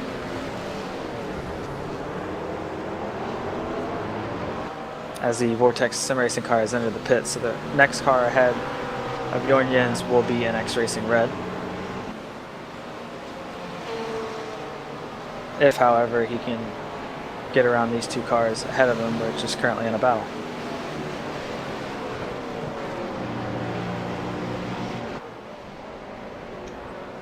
Also, not only was that a battle, we actually NX Racing Yellow just passed Dream Factory 2, which was a spot for position. PJ Sturgis now into the car. I believe it was Dave Halink who got out previously. Oh no, sorry, not Dave Halink. He's in NX Racing Blue. It would be Jack Sedgwick, who's in the NX Racing Yellow car.